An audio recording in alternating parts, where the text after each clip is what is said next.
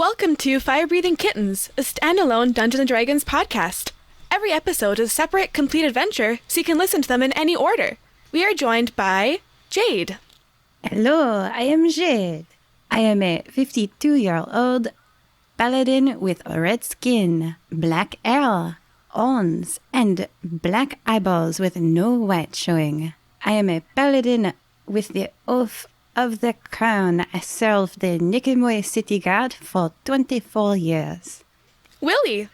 Hello, everyone. It's me, Willy, everyone's favorite dead guy.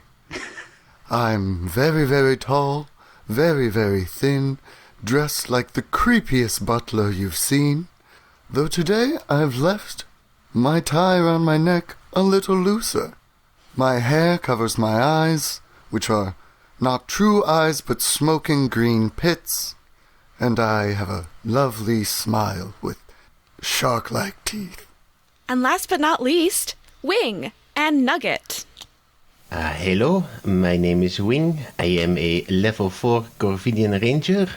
I am feeling a little bit under the weather. That has been going on for a couple of weeks, so that's probably normal. I am wearing a large sombrero hat, where every now and then there's a small blinking sound as a copper coin falls into it. On top of that, I am wearing a beret. I have a large black hoodie on with a large pocket on the front that's rustling a little bit, and every now and then you see a little golden paw or a little golden tail sticking out of it, sometimes a little snoot to boop. I am also wearing a very nice kilt that helps cover up most of my body, because normally my body is covered in feathers, but for a couple of days I have not had feathers on there, so I'm more of like a plucked chicken look. The bit of skin you do see here and there is, covered in weird skin growths that form kind of weird forms and symbols nowadays. That's probably just some kind of allergic reaction, so there's nothing to worry about. I have glinting beady black eyes that are currently have a glowing red bit of ember in there, so probably just an irritation or something. Okay, and those are the party of adventurers that we have for today's session. So, you guys are all currently hanging out at the Fire-Breathing Kittens Guild Hall. It is a Thursday morning, pretty early in the morning. It's like 7 or 8 a.m. Like, you all have your reasons for being here this early. You also appear to be the only guild members you see there. It's just the three of you. The rest people are only like 2 or 3, because who hangs out at a bar at 7 or 8 in the morning? And they're either just regulars, commoners who have a membership to the club, or fire-breathing kittens you have not met yet. And yeah, looking at the job posting board, you only see one job, and that's like the blue dragon job that's been there for a while. It was taken down for a little bit, but then put back up. I don't know, something's up with that. And one more thing. So, Wing, something's different. Like, you notice something's a bit off. Like, and you guys kind of noticed that too, but let's see if you guys can place it. I need everyone to make a quick perception check. Ooh. That's a natural 20 for a 24. Ooh, only 14 for me. Okay. 5. So, Wing, you notice this immediately because you've gotten so used to the sound of like a copper just plinking into your sombrero with the other coppers. You don't hear it anymore. And Willy, you notice that too because you've been spending some time with Wing. Jade, I don't know, like it's pretty early in the morning. You don't quite know. Like something seems different, but you can't quite place it. Wing, you also notice that Nugget is like kind of sluggish today. It could just be that it's early in the morning, but he's also been like sneezing a bit, and he starts to have these weird spots on his scale, like they're just losing their luster a little bit. So, yeah, something is different. Oh, something's going on. Mr. Willy, is it unusually quiet to you as well this morning? Seems like it's quiet. Yes, it is a bit off today. Willy will go to a window and just kind of like look out in the streets and see if things are normal outside as well. Or abnormal. Okay, That's important. give me a perception check. That's a 5. A 5. It seems like... I don't know, like, it seems like just a regular Thursday morning. People are starting to open their shops, all that kind of stuff. It's not super bustling, but you don't expect that in the morning, except for people who are, like, rushing to get to their work on time. You do notice in the distance there is a pretty fancy carriage heading towards this direction. But other than that, like, everything seems pretty, commonplace. Yeah, but you would have noticed that... Yeah, you would have noticed the quietness and everything. Cool. So I would look over to Wang and be like, I mean, it seems normal enough, but there's something in the air, it seems. Also, what's up with your coins? They're not jangling. My coins? I take off my sombrero hat and I look inside it, and it's not as stuffed with copper coins as it usually is.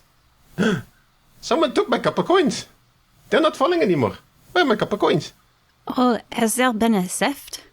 I believe so. Someone has taken the sky bank in the sky that has given me copper coins. Let's make a list of suspects. Willy will attempt to like look for a chalkboard and roll it out. We've got a chalkboard. We've got chalk. We're writing on it. Okay. Do you have any people who have a grudge against you? Or perhaps this sky bank. Am I right? Sky bank suspects. Well, let's see. It's hard to say. Everybody really loves me and Nugget. Let's see. Well, there was this one time I sold my soul to someone. Maybe he stole my coppers. There was this other time that I did a little dance for this sorcerer woman, and she didn't really like it, so maybe she was like, oh, he can dance, now I'm gonna steal his coppers. And then there was another time where, let's see,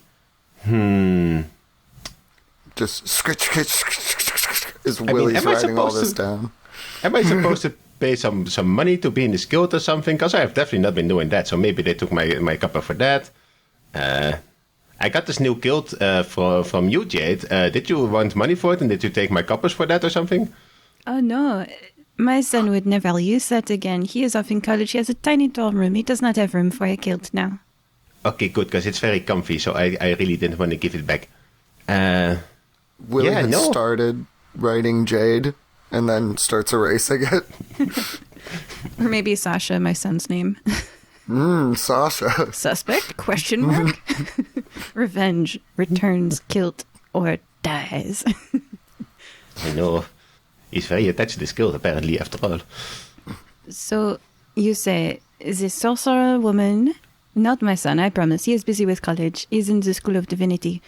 The sorcerer woman, now, you said you sold your soul? Tell me more about that.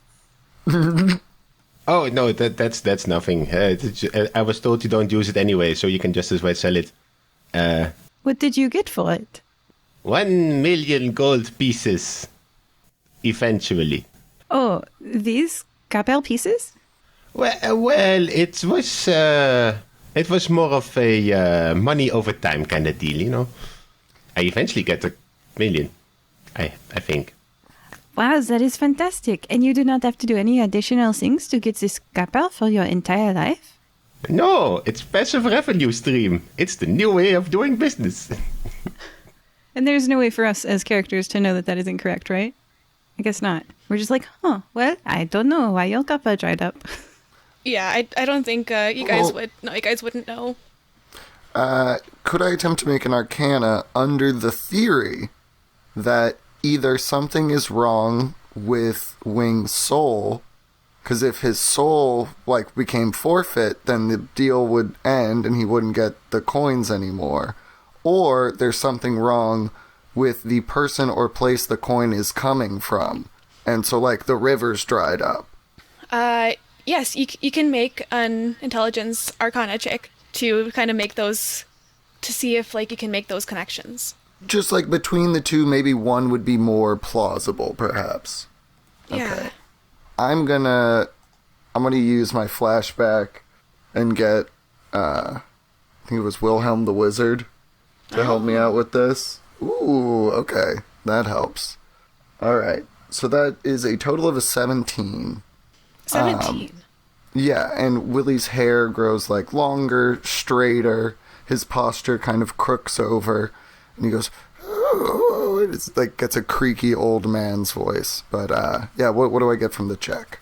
So yeah, channeling Wilhelm, this wizard who has devoted a lot of his life studying eldritch, unnatural beings who deal in souls, you can guess that, yeah, it would most likely have something to do with that.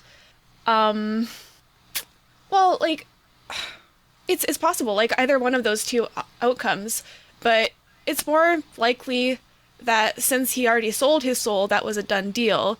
There is some other part of the deal that perhaps he hasn't been fulfilling. Maybe that's why the deal is kind of off. Now, Wing, do you remember the first time we met? Well, we have met each other many times. Which first time you mean? The museum. When we were attempting to read a plaque, and you were like, oh, I've got this. And then immediately realized you did not know how to read. Do you think... Yes.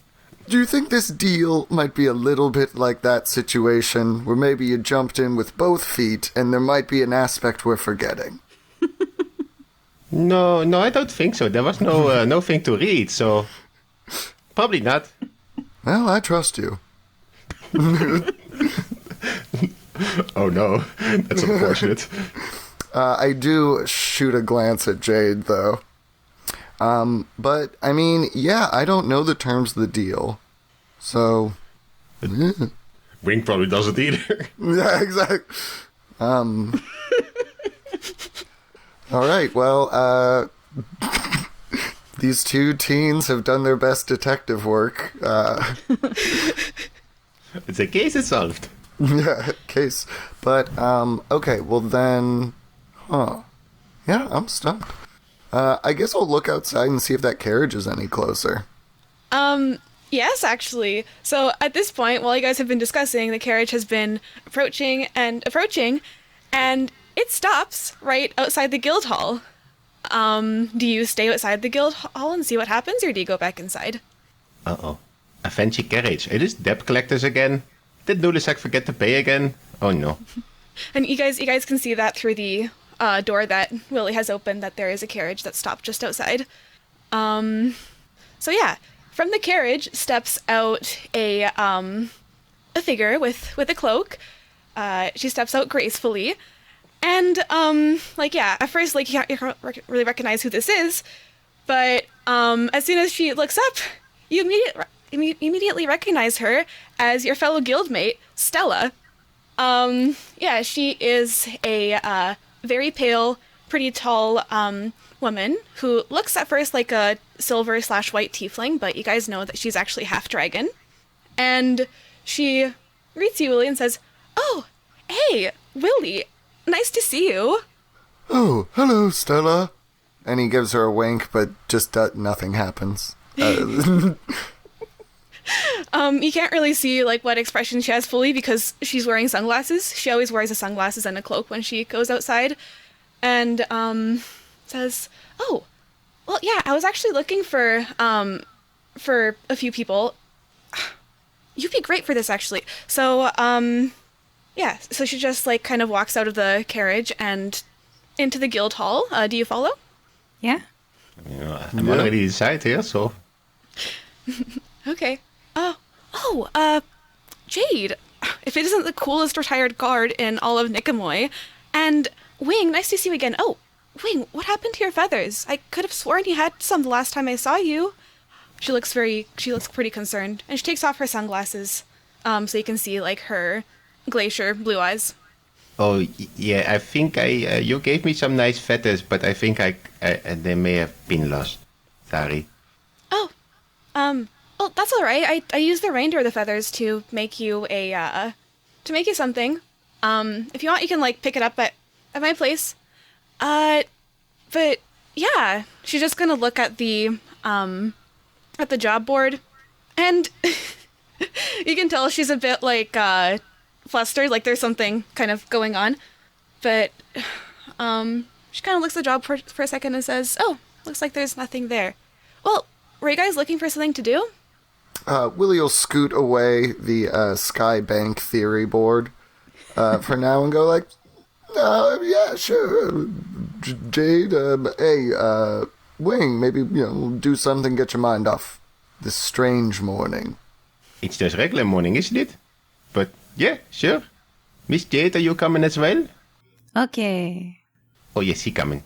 Good to be protected. Okay, so yeah, she just like kind of looks at you all and says, well, I kind of need your help with something.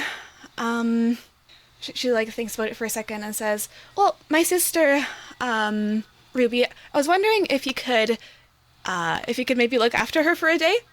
I was supposed to, but then I got like this really good modeling gig and I had to go. So I was hoping that you guys could help with it since I already know and trust you guys pretty well. And she looks at Wing, and you like already have experience in like, having certain companions. She kind of like looks around, sees that you're not the only people in the guild hall. She doesn't want to say much and says, so yeah, I was wondering if you guys could maybe look after her for the day and like we can discuss payment with my family. I can't pay you, but maybe they can.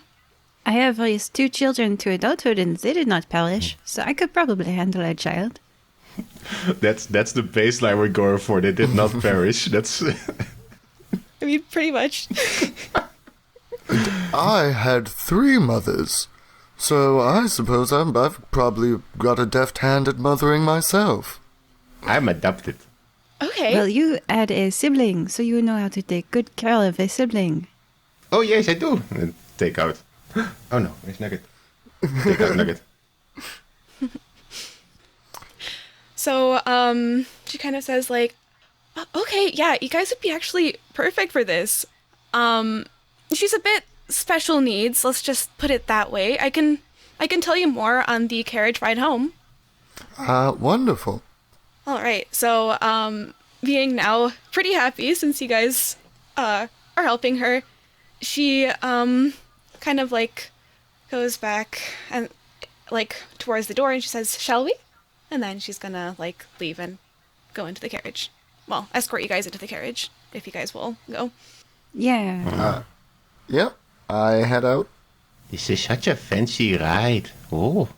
Yeah, it's my brother's. He let me borrow it. He'll be dropping me off at a spa later today. Yeah, that's why I'm so up so early in the morning. You see, I can't even get my words straight, but anyways, now that we don't have anyone around to hear, my baby sister is a full dragon. So, yeah, I'm a half dragon, but she's a full dragon. She's half red, half silver, and she's really young. She's like a toddler, kind of. So, that's how she's special needs. She can be dangerous. Oh, well, I'm very hard to kill, so this will be fine. I am fire resistant. So you're gonna resist one side of her breath, I guess, or her bites. That's good. Yeah, it's better than nothing. Mm-hmm. Is the other side like you said it was silver? Yeah. So I'm half silver dragon, half elf. I don't know what kind of elf, but I think I might be dark elf since dark elves, if they're like half elves from dark elves are usually albino, and I am. But yeah, she's half silver like I am and half red like her father. And she's actually been in an egg for like ever since I was born, and she just hatched like last year. So yeah, apparently like my mom didn't even think she was gonna hatch, but she did. Aww. I like take out Nugget and I look at him and he's like, Nugget, what do you think about silver dragons? And he's kind of like, "Rrrr." And then you see a slight white light emanating between his scales, and he is now attuned to the cold elemental. So he's kind of like a silver dragon now, only he's still golden skilled. Oh, that's really cool. You can, Nugget can glow. And she like appears very like entranced by it. Yes, that was my once a day ability. Normally I can summon a Drake companion, but since Nugget is always with me, I kind of just use it. I can do it once a day to kind of switch up what his elemental attunement is. So now he's a little bit cool. You can use him like an ice pack. It's very nice. Dude, that's sick. That's really cool. So yeah, Stella kind of continues kind of describing Ruby in a way. So yeah, she's like she's really cool looking. She's like modeled kind of red and silver. Well, you'll see when you get there. But yeah, she doesn't always control her breath very well, so sometimes it doesn't come out, sometimes it's just fire, sometimes it's ice, sometimes it's both, and that's when you really gotta watch out. Because both of them at once, it's weird, and it's powerful, and she kind of like, a mild PTSD look, because she's probably experienced that. So she's kind of half hot, half cold. Yeah, exactly, you can say that.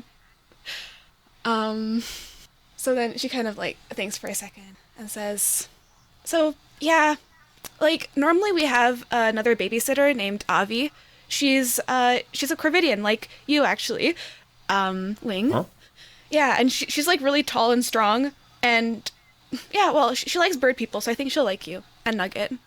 And you guys can be like, she gestures at Willy and Jade. You guys can be like her cool aunt and uncle. Willy smiles his big weird smile. Uh-huh. It doesn't really go. It goes up as much as it goes down. So just he's showing all of his teeth. Has Stella seen this smile before? It's a new thing he's trying out. Oh. She kind of like looks at you. She's gonna make an insight check. So make a persuasion check, I guess, to see if like or your meaning is conveyed. Ooh. Yeah, it's probably pretty weird without the eyes. Persuasion's pretty good because I am charisma based, so that is a 21. Okay. So like and what is like the meaning of the smile? Is it like a friendly one? Is it like what kind of smile is Yeah, it? that was flattering. Like you get to be your cool aunt and uncle. So I was like, that makes me happy, so I'm supposed to smile. I see. So then Stella, seeing that, like she was like for a second she was like, huh? And then she just like smiles and she's just like, well, yeah, I hope that you guys enjoy her. I guess. Willy is just like a real boy. He smiles. I smile. I know how to eat food. I'm like halfway there. So yeah, like, thank you so much for helping me with this. And yeah, she seems a bit more relaxed than she was initially. Oh yeah, no problem. We are always happy to help out the fellow fire-breathing kitten. What is this? You said you had a modeling gig? Oh, yeah. So I've been doing some modeling as kind of a side hustle. Like the most successful thing that I've done really is just like a small little feature in Rogue magazine. Like that's the, and you guys give me a history check. Rogue magazine, Ooh. the magazine you have to steal. Yeah. It's 12 for me. Okay. 15 flat on the dice for Jade. 18, and that's with a +1, so I'm rolling spicy today. Nice. Some high rolling for you guys. So you guys have all all have varying degrees of familiarity with Rogue magazine. It's like a kind of a fashion magazine, but it's a queer fashion magazine. It's very like sort of edgy, sort of like avant-garde kind of stuff, and new fashion trends, all that kind of stuff. And like Jade, you know that your daughter Adele and your she's into that magazine. She likes to read it. And Willy, you've definitely seen some of those magazines around your house, as various people like to read them. And you actually saw the latest one, and you did see the picture of Stella in it. And she was like wearing kind of a goth dress and and had an ice-made dagger in her hand, but still looked like cute, not edgy. It was like a weird combination of like cute and edgy. Oh, gnarly. So yeah, she says that, well, I recently got offered a gig to be kind of like the face of a new company, a perfume company called Ice Queen. And I don't know, they saw what I did in Vogue and they liked it. And I was pretty much hired when I said that I can do my own ice effects. So, yeah, that's what's going on. Oh, well, that sounds like a fun day. Yeah, and my brother is taking me to the spa as well. Like, he's just going to drop me off there. So, excited for that. You're moving up in the world. Very nice. So, yeah, like, you guys continue making idle conversation, as the carriage drives to the Argentine estate, which is 31157 Trigoni Lane in Elysian Fields, outside of Nicomoy.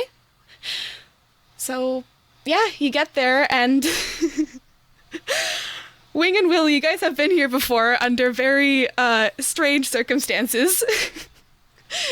Evening was falling.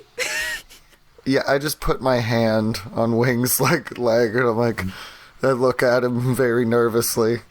Oh no, are we gonna get crushed by a glacier again? I don't know, Wing. I just don't know.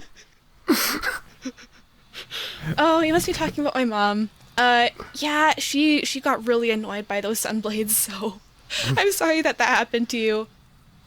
She's not here right now. My brother is, but he's a bit more chill, I guess, than she is. In one of the front yards of one of the neighboring houses, you see some discontinued and abandoned lights and effects equipment. Willy flips up his collar. Yeah. Where he puts on the thing of his hoodie. Like, I don't think our previous clients want our services here anymore. Yes. Maybe let's get in the house quickly. And then Stella kind of turns to Jade and says, Jade, have you been here before? I'm not sure if you have. No, I have never been. Well, you get the pleasure of seeing the Argentine estate, finally. And It looks very lovely. What a beautiful home. Yeah, she like kind of beams at you all, puts her hood back on and sunglasses back on, exits the carriage, and like stepping out of the carriage, you see this beautiful like white, blue, and silver sprawling mansion at the end of this long driveway, and all of these like well manicured, well taken care of like gardens and plant life with varying statues around, made of marble, some plated with silver, some looks like it's ice but is not melting even though it's fairly warm out, definitely above freezing. Those are like the stranger things you can see. You can also see a pool somewhere within there and a little kind of dais with a shrine to a dragon. And like you see milling around are various employees of the Argentine estate, including gardeners, landscapers, and general like maintenance staff. And they kind of just like do a slight bow to Stella if they're not busy. So yeah, she's one of the nobility of the estate. Can I touch one of the ice statues to see why it's like it's ice but it no melt? Why it no melt? Sure, go ahead. And yes, that's fine. You can do that. So when you touch it, it does feel cold to the touch, but like not as cold as ice, like not as cold as that glacier that was dropped on you, you know? But it is cold, cooler than glass. So you would think at first it's glass by its texture, but you can feel like the ice emanating off of it. It's weird. This is not regular ice. It's ice. Baby. Da da da da da da. So it's kind of like the first kind of you know the anime fairy tale, like one of the first few episodes there was like this monster encased in permanent ice that doesn't melt. Like that's kind of what it is. So it's just ice that will never melt. Yeah. Are people encased in this ice? Give me a perception check. Oh no. Oh, that's an 8. Yeah, no, you can't see anything trapped within the ice. You can't even see any like bubbles, even though in the very inside it's kind of like frosted. Like it's not perfectly transparent. It's still a bit translucent. Wing puts his face to the ice like, is there someone in there? Hello? You hear the knocking resonating back at you. Gonna make a quick intelligence check to know if he knows that it just resonates or if he thinks someone is knocking back from the inside. Yeah, give you the intelligence check. I'm so curious. Oh, that's a 6. Oh no, Miss Jade, they have trapped people in ice here. Call the god. I know. I take out my sword. Willy goes like, guys, act like you've been here before, okay? and like meanwhile Stella's just like watching, like stifling a laugh. Be cool, guys. I mean, one of my friends is telling me to hit a thing with my sword, and the other person's telling me not to. I guess I'll perception check to evaluate myself if I should or not. That's a 3. Give me a perception. No. Yeah, like you can't tell. It's a bit frosty on the inside, but it's big enough to hold a person. But it doesn't, like, it's carved. It's a statue of basically a dolphin. So, yeah, it's a dolphin statue. And Stella's gonna pipe up and say, well, I mean, I don't know what my mom does with these statues, but I'm pretty sure there's no one encased in there. But hey, I mean, if you guys want to see, you can go ahead. I'm gonna roll a dice. Okay, and on a 0 to a 10, I'm gonna hellish smite this statue. And on an 11 to a 20, I'm gonna not. Alright, here's what we're gonna do. That is a 16. So I'm not gonna hellish smite the statue, but I am gonna put my sword away while glaring at Wing for almost making me smite a statue. Willy, the character, is like relieved. The player really wanted you to hellish smite that dolphin statue. I left it up to fate. Also, just the idea that there's someone trapped in it is so good. The first time you bring your friends over to your house. Immediate property damage. You didn't want We've this all statue, been there. right? Like, yeah, that's why she was, like, chill about it, because she's just like, I mean, I don't know how chill her mom would be about that, but it's just a statue. It's just like a nice statue. She can make another one. Yeah, You're a bit cold about it. Yeah, I pulled up the stats. It's called Searing Smite, so if I need to do it in the future, I can. But not to this statue, I guess. I say to Wing, don't be so quick to judge. This one is ice. But if you do find a person stuck in a statue in this mansion, I mean, you never know. This one is ice, but maybe a future one could have a person, so make sure to check. I don't know. All right, let's keep going. Yeah. Zola just says, let me know, too, if you find any people encased in ice. Especially if they're nice people, not bad people. I will be sure to check. And call back to the episode Coutsiders, where there was. I don't think anybody here has been able to listen to that episode because I put it on the hidden list, but Coutsiders has indeed people trapped in fairy tale ice that can only be melted with moondrip. Okay, keep going. Yeah, that's kind of what I was referring to. It was a bird, too. It was a bird trapped in ice. Just keep bird? going, though, but it's funny. We're on the same wavelength. Somehow All right. Wing feels threatened. Okay, so, yeah, now having almost destroyed a statue, like, having decided not to, what are you guys doing? Are you guys going to explore the courtyard a bit more, or go into the manor? You said there was a pool, right? Yeah. So you know how birds like to bathe in water and flap their wings and all that stuff? Mm-hmm. Yeah, that's Wing. Okay, well, the pool is pretty far away. Like, it would be, like, definitely a few minutes of running to get there, because this is a really big estate, so it's not like it's immediately there. So do you start running there, or are you just like, I mean, Wing looks like he's gonna take off towards the pool. So if someone wants to grab him by the scuff of the neck, we're like, nah, later. Yeah, I think Willy will go ahead and do that. Like, Wing, let's go. Maybe our dear friend Stella's sibling would like to go swimming later, and we can all go together. But let's deal with for what we came. All right, Mr. Willy. I love you, Wing. Oh. Oh. But he does not remove his hand from the scruff of his neck until they get inside the palace. That's fair. Okay. So going inside the manor, Stella's gonna let you in. You see this like very luxurious kind of place. It's big enough that Wing and Willy, you guys both saw Zamfira's full dragon form. She could fit in there and move around. So like a gargantuan creature can move around in the lobby. One question. Do they Yes. have that thing where there's big giant doors, but then there's smaller doors at the bottom of those doors for normal sized people? Yes. Because I love that. Yes, they 100% have that. And Stella's gonna open the small doors in the middle of the big doors. Willy just points up and goes, so classy. Yeah, the architect of the manor would be very proud if he could see that right now.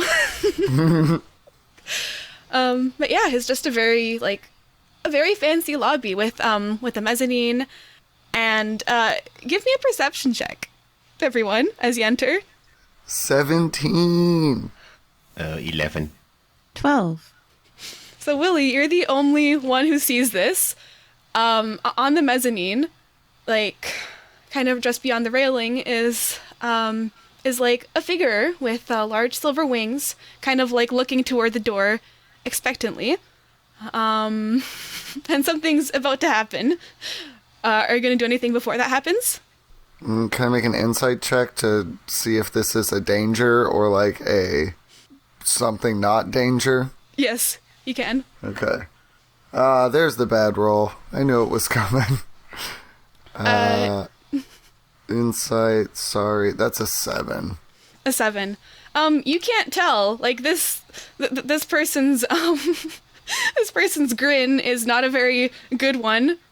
They appear to be like waiting, like just like getting ready to fly. Like, you know how a bird, like kind of like a bird of prey, just like does like the whole head bobbing thing and like lifts the wings. That's what he's doing, except he's not bobbing his head. And he's like also, well, you can tell he's like also white haired. Who is about to enter the door first? Probably you, because you would see this. But he like kind of glanced at you and then glances back, waiting for someone else. I just raise my hand, like I'm like not waving it, but just up, and then I'm ready actioning an Eldritch Blast. Because I don't know, but I'm just leaving just an open. I'm like, hey. Okay, do the rest of you go in? I have noticed well. nothing. I'm like, statues, are you full of people? I'm being let in by Mr. Willy, so I don't have a choice. I don't actually. I think Willy might just stop moving and do that. So you guys see Willy kind of like putting his hand up, getting ready for something. What do you guys do? I would like to jump up and high five. I won't leave you hanging, Mr. Willy. Gosh darn it, Wing. Alright, so I'll like move to the side, but I'm not taking my eyes off this dude. Okay, Jade, what are you doing? I noticed that my friends are far away from me, and I guess... So you guys are like walking into the mansion through the tiny door. Yeah, so we were entering into a new room. I stopped in the doorway and raised my hand because I saw somebody perched with wings. And then Wing came up and high-fived me. And I'm like, dude, not right now. Okay, got it. So then I am used to military hand signals, and stopping and holding a hand up is halt. So I stop and I draw my sword. And I look around. Can I do a perception check now that I've been alerted? So wait, are you inside the mansion or outside of it? I'm like 4 paces behind Willy, wherever that is. Okay, so you would be inside then. Stella's also inside now. You can do a perception check, and I'll give you advantage since you know that there is something. That's a 21. 21? Yeah, so I am specifically looking for ice statues with people in them. So I would like, if there's any ice statues with people in them, I'd like to know. There are no ice statues with people in them. There are like a few statues, but they're like made of marble. Like, Okay. and they're more like plaques. They definitely don't have enough, like busts, that's what I mean. They definitely don't have enough, material in them to hold a person. Yeah. But yeah, like with a 21, you do see what Willy is looking at, and you see like there is this, you see that there is this like, actually, you would only see like, a flash of wings taking off, and then like, and then a silver, and then like, yeah, just like a flash of silver, like the wings, this kind of like dark clothed person just swooping down, and from right behind you, he snatches up Stella. Okay, ready to action, Eldritch Blast. You Eldritch Blast this. If I hit it, it'll knock him back 10 feet. Okay. And okay, he would be like kind of behind you, so if you hit, you would knock him back into the wall. Okay, so let's just do this in order of Willy and then Jade. You guys both roll your attacks. Would I attack? I guess. So I have specialized. I'm not just a paladin. I'm like one of those I take the hits for you paladins. I didn't have anything prepared, but I do have interception. When a creature you can see hits a target other than you within 5 feet of you with an attack, I can use my reaction. So let me know if Stella's getting hit. Okay. She's not getting hit, she's just getting grappled. Yeah, so I imagine Willy is just throwing out the Eldritch Blast as soon as he sees the flash of wings. 19 to hit. 19 to hit. That, like... So, that would hit, except you see this, like, kind of, Actually, no. It looks like it hit. You could swear it hits. But, you just see, like, this tiny bit of distance in between where the Eldritch Blast would hit and this creature. As he kind of does, like, a reaction. And you hear, all of you... But he's not knocked back 10 feet, and he doesn't hit the wall, so you know that doesn't hit. So it looks like it hit, but you know it didn't. And then you hear Stella just be like, what the heck? Sterling? Seriously? Yeah. And, this guy who you can tell now is Sterling Argentine. He just like giggles and says, got you, sis. And then he's going to put her down on the couch that's like to the side of like the big old hallway. And yeah, Wing, you had no idea what was going on. You just saw like your friend getting snatched up by this weird winged creature that you couldn't get a good look at, and your friends were like attacking or getting ready to attack. So as I'm hearing an Eldritch Blast go off beside my head, and I see Stella being snatched up. So Wig will pull out a very large cone with a dragon head on it, and I will share an image of you to represent what it looks like. You can see it in the chat. Let's see. Willy had a pretty good idea that this was Stella's brother, but his whole idea of siblings has been formed by Tanager Goodfellow. So he's like, oh yeah, this tracks. Like, What's going on? Are we fighting? Do we have to blast something out of the air?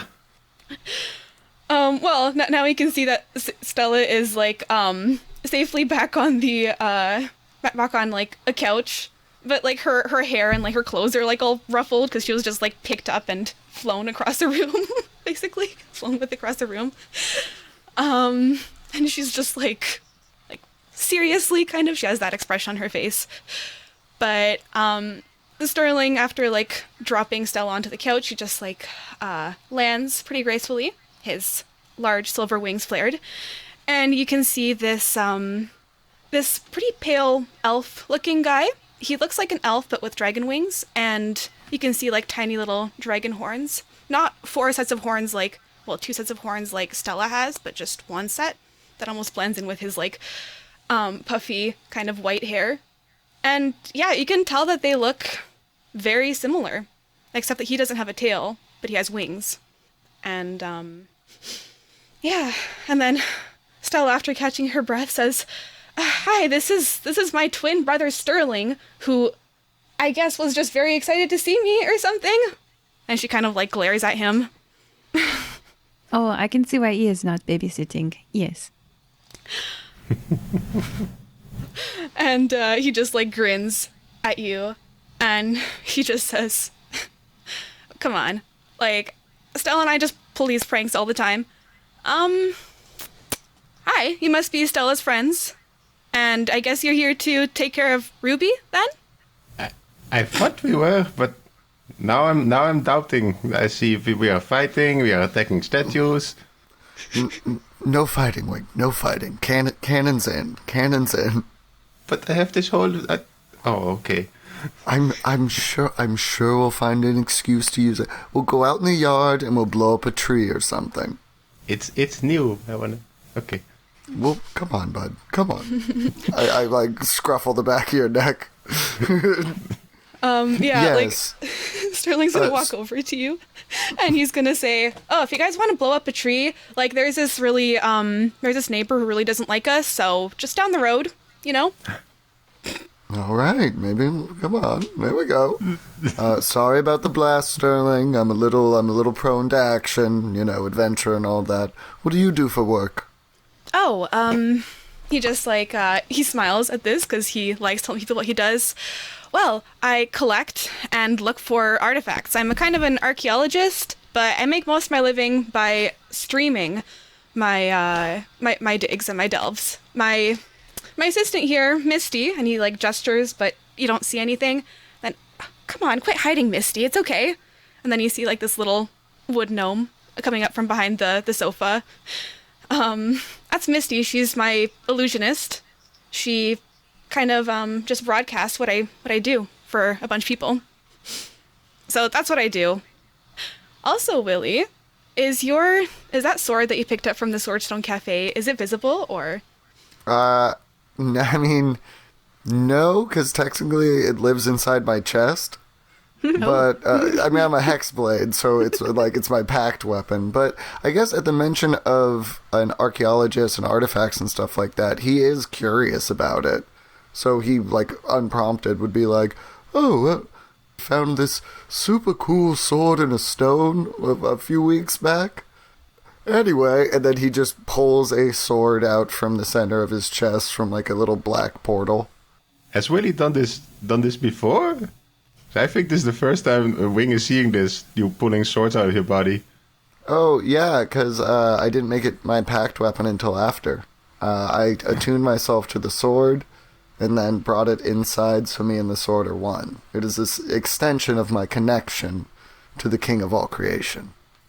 Okay, in that case, Wing would definitely panic. If he thinks you just had a sword in your chest, it's like, "Oh no, Mr. Willy, are you okay? You had a sword in your chest this whole time. Why didn't you say anything? Oh, do you need a doctor?" Oh no, I'm quite dead. Yeah. Yeah. Fair point. I will hand it to Sterling and see if he has anything to say about it. So I'll give him the location we found it and like the thing. It was supposedly for a true hero in something called the Second Age to prevent a great evil that was coming. Some weird wizard living under a future coffee shop gave it to me. And I'll shoot glances at Jade and Wing. Checks out. Yeah. okay. As you hand the sword to him, give me an insight check, Willy, and anyone else if you want to make an insight check too. Not great. I think that's an 11, 12. 6. 23. 20. Ooh. Yeah, so Jade, you see that, like, when Willy pulled out the sword from the chest, Sterling was and Stella too. They were kind of like, what? Like they were like just immediately like surprised, but then quickly the surprise faded away because they're used to weird magical things happening. They went to a school of magic after all. And then you also see, oh yeah, Willy, you see like he's quite interested in this sword, definitely. Like he's like, ooh. And he's heard of like the sword stone cafe thingy, like the whole sword in the stone thing. He might have even gone over to investigate before. And Wing, you see all this, but in addition, you see when Willy mentions that he's dead, you see like a bit of a startle kind of thing in Sterling, like he's a bit like, he flinches. So yeah, Sterling takes the sword, he kind of like looks at it. You see him starting to cast a spell. He's casting the spell Identify. He says, oh, this is a cool sword. You said this is the one from the Sword Stone Cafe? Is it like what they were named after? Oh, no, I believe it's a Moon Dollars. It was just sort of the local moniker for the cafe. It's some, I mean, if they want to sponsor the Fire-Breathing Kittens, then they're a great chain that everybody loves. But if they don't, they're kind of a cheesy, like a colloquial term for like very basic. He's like kind of like, nodding. Oh yeah, where you're like something's like kind of lame, like maybe like a musical artist that like is just kind of whatever, and you're like, oh, that's so Moon Dollars. But yeah, no, yeah, that's where we found it. Okay, so he kind of like nods along. He says, "Oh, okay," and then he kind of like puts his like kind of like strokes his chin like that. He's clean shaven, by the way. While he looks at it, like you see that he's cast a spell, but he's like still looking at it for a while. Well, I'm glad that you brought it to me. I cast the spell Identify on it, but all I got was redacted. So I don't actually know what this sword is. It is or was magical at some point, but it either lost the magic or it is cursed, or like there is something hiding divination magic from figuring out what it is. Well, I mean, technically I'm all those things, if you consider losing your magic dying.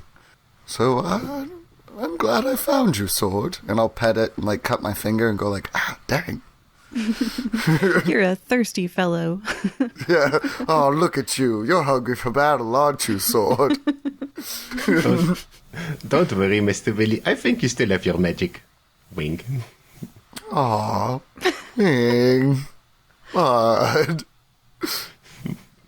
Anyway, there's a little girl, correct? It's your younger sister, I think you said? Oh, yes. She's just in her room right now, but hey, Stella, can you bring her over? And Stella's just like, yeah. Like, you know, like a teenager, just like, doesn't like being bossed around by her brother. But she goes, like, kind of reluctantly to her room. Does the guy twin do zero childcare? Oh, do you ask him about that? No, but yeah, keep going. Willy will put his hands up and go like, oh, you want to see a cool trick, Sterling? And he'll like walk like, I think it's like 10 feet away and then take a dramatic step back, and then the sword will poof out of his hand and into his hand. Yeah, Sterling just like goes like, I've heard of that before. So you have someone who gives you your magic? Is that how this works? It's a mutually beneficial relationship. He can't exist without a vessel, so I am that vessel.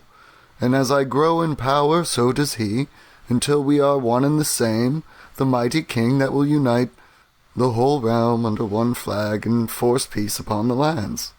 Supposedly. I don't know. He's kind of like nodding along, interested. Yeah, so he's... Give me an insight check, actually, Willy. That is a 17. 17. Yeah, like... He's trying not to make this explicitly clear, but he kind of, he thinks he knows what you're talking about. He thinks he knows about the entity. So immediately, Willy has had people who have known about it before, and will get very nervous and be like, well, no, I think I'm going to do it more politically. I think I'm going to go into politics in the future. And, like, do it. It's not going to be a bloody swath across the land before you assume that. I know, when you hear the King of all it's a whole thing. And he'll just put his sword back into his chest, and, like, kind of his hands up, like, I'm chill, dude. Okay. Don't worry. Mr. Wing is the elder god that entered the second age. Dude, it's hard being a warlock out here, okay?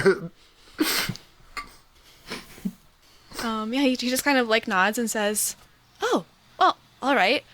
Well, I mean, you've done some good for this family before, so I trust you, but there might be some who don't." And he looks kind of a bit more serious at this. Like, usually he's been like smiling so far.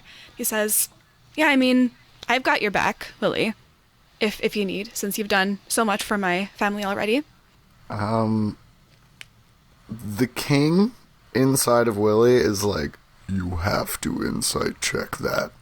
There's no way that he trusts you. But Willy is not, and going to show the king, like, no, we trust people sometimes. And go, thank you, Sterling. That's very kind of you. So, yeah, Jade, what are you doing during this, like, interchange? Jade is silently judging Sterling and thinking he's a bad person. Because he has so far instructed his sister to do all of the childcare based upon, like, what her gender, instead of, like, he's equally capable of going and getting the baby. Anyway, so Jade doesn't like him, but she's not going to say that. So this is my out-of-character voice, everybody. So Jade raised both a boy and a girl and treated them equally. Okay. But she's got a raised eyebrow, and she's standing there with her arms crossed across her chest, and her hip with her sword is just ready and waiting. I see. Yeah, she's judgmental. She's a paladin. I'm really glad. I'll just roll a quick check to see if he notices. Go ahead. Oh, I was just going to say, I'm really glad that the guy confessing that he does have global domination goals ranked second in the people who are in the room. Yeah, that's fine. I mean, you didn't say you weren't going to do it in the name of Guasso, so, like, I don't care. Oh, no. It's in the name of me. No, but, like, a unified country, that's fine. Yeah. I mean, Willy doesn't know how to do it at this point. Yeah. So that's why he's like, no, we're not doing it right now, King of all creation. Like, we're going to keep learning and growing and meeting people, so we know what kind of leader we need to be. Exactly, and as a tiefling paladin, she's very much a actions speak louder than words sort of thing. She is, by her nature, evil. If you read page 122 of the Player's Handbook, 5th edition, I could no more stop being evil than I could stop being a tiefling. It is my very nature. But my actions are all good. So, you are what you do, not what you inherently are, I guess, right? You're both. I'm both. I think Willy smells a general. So is there any candy or something lying around here, or? Do you ask that in character, or do you just look around? I'm looking around. Okay. Give me a perception or investigation check as you look for something to eat. And yeah, Jade, as you're like watching Sterling kind of judging, you notice that he's not looking at you. He's looking at Willy. Like, he's very intent on what Willy is saying. Cool. Like, yeah, there's a certain intensity. So my perception was a 9, but I will add that Wing does eat strange things. So anything that can be construed as food is fair game.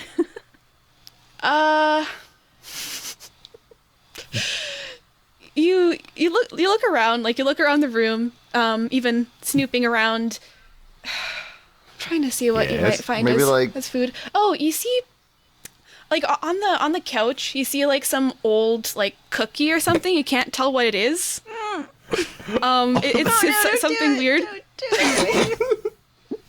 Couch crumbs, old couch crumbs. Technically, I can heal you if you get sick. I start pecking at the cow crumbs like a bird.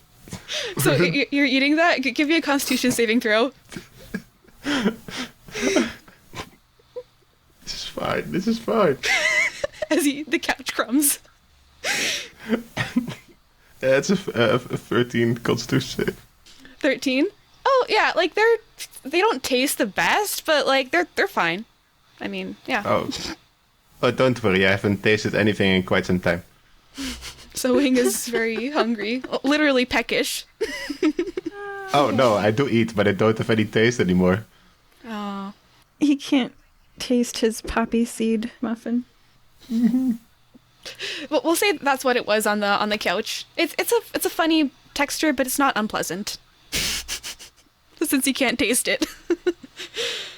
If you could taste it, it would be very stale. Yeah, like while you guys are doing that, you hear steps coming back from upstairs as like Stella emerges from the room, and she's also carrying this like multicolored thingy. And yeah, behind her comes this pretty large it's like the size of a large dog, like the size of an Irish Wolfhound, Great Dane kind of thing. That's her. It comes her sister, and you can see she's like half red, half silver, but not like exactly one half red, half silver. It's kind of like both on either side, but her head is split into like two colors, and her horns are curved differently. Like the red dragon side is like more like curvy, whereas the silver dragon's more like straight. Kind of. It's interesting. She looks odd, but it's pretty cool. Also, she has one golden eye, one blue eye. And yeah, she like comes bounding down the stairs toward all of you. And Stella's just like, Ruby! Yeah, what do you guys do? Willy will... Oh, actually, Willy's not that strong. I guess he would just ask a question. He would be like, so, like, what level of intelligence are we dealing with? Is she a baby or like a toddler? I'm not exactly familiar with draconic anatomy. Well, Starling's gonna answer, and he says, oh, like, she knows Draconic. She can speak it pretty well, but she only knows a few words in common. Like, she's kind of a toddler in terms of intelligence and temperament, and Ruby, and then he kind of like picks her up and hugs her, and she's actually really, really happy when he does that. I speak Draconic, so I say to Ruby, "Hi, Ruby. We're gonna be your babysitters today. Hello." She kind of like looks back at you now that you've like spoken in her language, and she like her eyes just like widen and says, "Hi." And that's pretty much all that she says. And then she also says, play? Yeah, we're gonna play with you. This is Wing. Wing, I am talking in Draconic. I know I have a weird accent when I do that. Say I to the little baby. Oh, that's okay. I could understand you. I speak Draconic. Oh, perfect. Okay, wait. So it's the only one who doesn't speak Draconic, Willy? Oh. Oh, no. Oh, okay. I will translate for you. Little baby, this is Wing, and this is Willy. Okay, so he's gonna do comprehend languages. Okay, good. Oh, wait, no, that doesn't allow... Wait, no, yeah, you can speak and read or whatever. So, yeah. I'm gonna go, "Hi, Ruby. I can only talk to you for a little bit, but I wanted to do something special just so I could say hello to you. I know I have a weird accent when I do comprehend languages. I hope we have a lot of fun together, okay?" So, Ruby was speaking in Draconic too, I assume? So she was saying play in Draconic? Yep. So at the mention of the word play in Draconic, a small head pops out of my hoodie and goes like, "Huh?"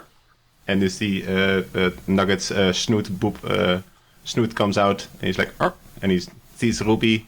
He's like, "Oh," and jumps out of my hoodie and starts like walking around there, sniffing around, like, trying to investigate what is going on here. If you guys have ever been in a dog park, this is what I'm imagining. It's basically like they're mostly doing their own thing, and you're just kind of chatting, 100%. making sure that they're having fun. Like, I didn't want to accidentally treat Ruby like a dog. I'm like, is this a little girl or is this like a feral creature, like a baby? Are babies feral creatures? I mean, I'm kind child of. free. I don't know. When there's like two kids chatting with one another, and they're like at like a like castle moving dolls up and down the levels, are you really participating? You just kind of like make sure they're not hitting one another. And you brought a playmate over, Wing, so we don't really have to do much. Perfect. Yeah, I mean, pretty much. You see that Ruby gets very excited. I mean, she is a bit like a dog. Like, she does kind of like whip her tail around and like flare her wings and just like squirm out of Sterling's grasp, and he just like lets her. You see that he's smiling. He's like, oh, I'm so glad that my sister has a playmate, kind of. And she just like bounds over to Nugget, and they start like playing, and she's quite a bit bigger than him, because how big is Nugget? I think we established she was like corgi sized. Corgi sized? Yeah, she's like Irish wolfhound sized. So, yeah, like she is quite a bit bigger than him, and she has wings. So yeah, she is a bit stronger. Might push him around a bit, but I mean, does Nugget like that? Oh, Nugget is a powerful warrior in his tribe. He will stand his ground. He can take it. Awesome. I am sending a picture in the chat of Corgi and Wolfhound because we need more dogs in our life. Yes. Let's see. I'm so curious. Yes. That's basically what it is, except that Ruby's also like really... She's pretty big. She's medium-sized in terms of like D&D stuff. Oh, yeah. Nugget is still small. For now. So, yeah. Sterling's gonna just say, well, looks like you guys are gonna have a really good time together. I think, looks like Stella has chosen some really good people. I would stay with you guys and, like, babysit, make sure everything's fine, but, like, I have a really important, like, I can't tell you exactly what it is, but let's just say I have to be there for it. He seems to regret that a bit. Streaming. You really got me with the... Yeah, he streams his dick, and I'm like, oh my god. Magical streamers. Magical streamer archaeologists. What the hell? Yeah. I mean, I'd watch that. I would actually. What do we need to watch this? Is it a crystal ball situation, or... Yeah, like, some people have, like, crystal balls or, like, illusion screens in their houses, and then they, like, flip it on, kind of like a TV, basically. Like, he's on, like, a certain channel at a certain time. And then there's also, like, large town square gatherings where, like, Misty's actually there in person, like, his illusionist, and she, like, broadcasts it to the public on a large screen, and they can watch from their houses, or they can watch from the square. It's kind of like Times Square advertisements, like that kind of situation. So, yeah, and he is pretty popular. He is pretty well known. So, yeah, he just goes like, well, as long as you're inside the mansion, it should be fine. Like, she can be free and stuff like this. But if you guys want to take her out of it, which is something we've been trying to do, we've been trying to socialize her. Here, he's going to, like, walk to the side of the room, and he's going to take a kind of a padded red leash, sort of. This makes sure that she cannot fly. And give me an Arcana check, everyone. Don't worry, everyone. She's not a humanoid. It's okay. Ooh, nat 20, dude. I got the spicy juice. That's 9. Hey, you can have kids on leashes. One of our players insists upon kids on leashes. If you guys know the person who plays Crud and now Jenny, very pro kid leashes. And yeah, as that's basically what it is. Huh? Someone who doesn't have kids, I'm also pro kids on leashes.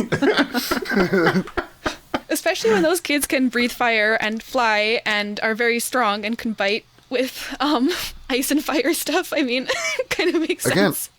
I don't know a lot about children. I don't know they can't do that. So I mean, I'm with you on this one. I've seen a number of them that appear to have just acid dripping from their nasal cavities. So, like, I don't know. Maybe they're just green dragons. Yeah, the green and black dragons do that, you know. They're just like, all kids are green or black dragons in disguise. Take this as your, take this as a fact, listeners. And then through puberty, you shed your scales and wings and become a person. And lose your memory of it. Yeah. That explains so much of it. And that's why you have dreams of flying. Yeah. And that's why it's called infantile amnesia. They address this in Baby Geniuses, They I did. feel like. Oh, God. But yeah, with your natural 20 in Arcana, Willy, you can tell he's referring to the Earthbind spell. So that leash just permanently has Earthbind on it. And there's also, like, a muzzle that you can use, and he's just like, it would be nice if you don't have to use this, but if she really starts getting violent, like, tries to bite people, and, like, her bite could possibly kill someone, then I would say use that, but otherwise try not to, I guess. And then he kind of, like, shrugs. Okay.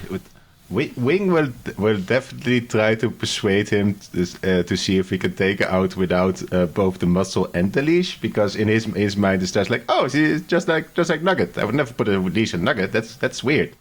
No, don't worry, Mr. Sterling. We are very responsible. We don't need no leash or mouth cages. No, we'll be fine. Okay, give me a persuasion check then. Come on. Ooh, that's an 18. 18. Okay, well, given that you also have a baby, like a drake in your care, he kind of like sees that you know what you're talking about, and he's just like, well, yeah, I mean, hopefully you won't have to use it. Yeah, the only thing about her is she flies, and sometimes she really cannot be controlled. But, well, it's here if you need it. And he just kind of like leaves it on the, on the floor. And the servant comes and picks worry. it up. And just I holds am a it. responsible adult. We'll take care of it. Wing is 15. Wing, can you fly? I will try to flap my arms that currently have no feathers. Oh, I also cannot fly. Willy, can you fly? Not to my knowledge. Maybe we should use the anti-fly leash? I don't know, but okay, alright. If you are the one taking responsibility, Wing, then we are good to go. Wing says we do not need to make the child not fly. Let's go, everybody. Of course I will take responsibility. No. Just no. If we're taking her out about town, let's put the leash on. But we're going swimming. You can't go swimming with the leash on. All right. Willie will take the leash and then just ready in action. I don't have Revivify yet, guys. Wing just walks up to Mr. Willy and like looks at him with just the largest eyes, like he does the cat and boots eye thing, like. No, you're fine. You can go swimming. But if she makes a break for it, I'm not losing a child tonight, Wing. I have never lost a child in my life, sir. I am good at finding them. Oh yeah. Before Wing makes a break for it, Stella's going to say, "Oh yeah, and Wing, I had this for you, and Nugget." And she gives you this this kind of like sleeved robe with all of those like parrot feathers that she collected, or most of them, because she gave you a few of them. But yeah, and you and Nugget now have matching capes with lots of feathers on them. Oh my gosh. Is it a cape or is it like a full cloak? It's like it's kind of like a full cloak. It has like the hood, the sleeves, and it covers you all the way down to like your feet. But like the front of it is like the front, there's nothing in the front of it, but like the sides and the back and the sleeves are all like feathered. The one for Nugget is just a little cape. Oh my gosh. Oh my gosh. The Wing comes walking up to you, it gently takes it, and he's like, oh, looking at it very longingly. He's like, yeah. You see him and Wing, him and Nugget run into a door to the side. I don't know which room it leads to, but it just needs a side room. One moment, please. You hear the sound of like a 1960s the Superman telephone booth clothes changing scene, and then Wing comes out in his new feathery parrot cloak wig. Willie immediately starts clapping. Oh my gosh, I have feathers again. Look at these. And there are more colors now. It's no longer just gray. It's green, and there's a blue, and there's a little bit of red, and there's a purple. I'm just gonna continue listing all the colors for a while. It's probably a lot of colors. Yeah, and then Stella just like looks. She's like beaming. She's happy that you appreciate the gift, and it does actually kind of look like you have feathers. I mean, it doesn't fit you like it isn't. It's not as if you're wearing a feather costume per se. Like you can tell that it's a cloak with like the like those fancy kind of sleeves and stuff like this. But yeah, like you definitely don't look like a naked chicken anymore. You look pretty snazzy. Is it like just a tad too large that like when I put my arms out the sleeves fall over it? No. Yep, just tiny bit too large. and then Stella says, "Oh, but my tailor did a pretty good job. But I can have him alter that if you want, make it a bit shorter." No, this is fine. This is fine. I like this. Thank you, Miss Stella. I want to give you a hug. Aww. Yeah, she hugs you back, and she's like really happy. Probably in the background you see Nugget like sitting on the ground trying to with his back leg scratch off the weird cloak thing because he's not used to it. Yeah, it makes sense that you wouldn't like it a lot. But then Ruby distracts him by just like pouncing on him. Oh yeah, they're running around in circles together.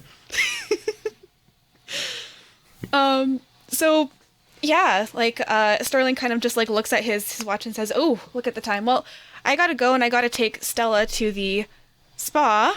Kind of like looks at her just like wide-eyed, like, "Oh my god, you got to go to the spa today." Jealous, kind of.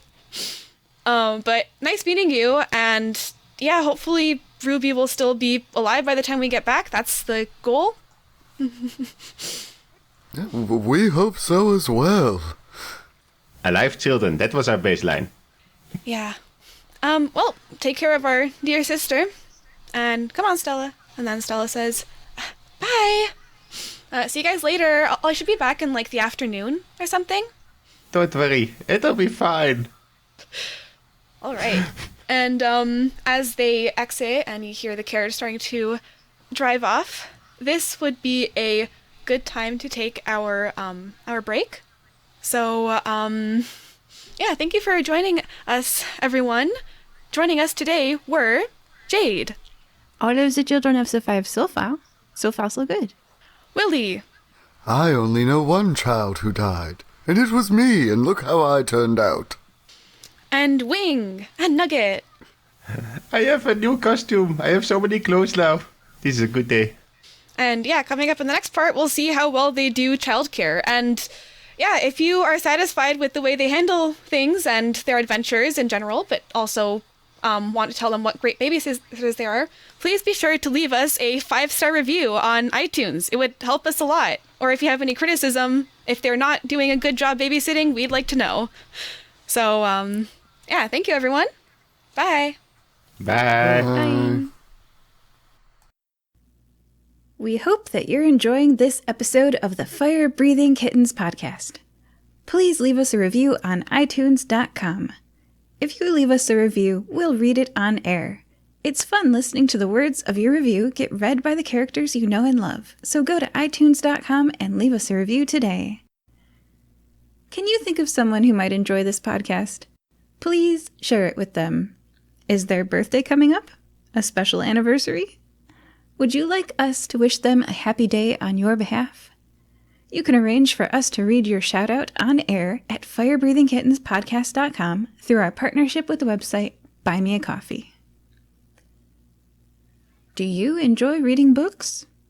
You can find paperbacks and ebooks based on our adventures on Amazon.com in the bookstore, Fire Breathing Kittens, that part's all one word, podcast. The authors do a great job of adapting the stories into fun novels. We also have official merchandise on redbubble.com. Imagine owning a notepad with the Fire Breathing Kitten logo on the front, or a t-shirt with one of your favorite characters. And lastly, I'd like to take a moment to sincerely thank all of you. We don't pay to advertise this show, so the only way we can grow is through the support of listeners like you. Thank you.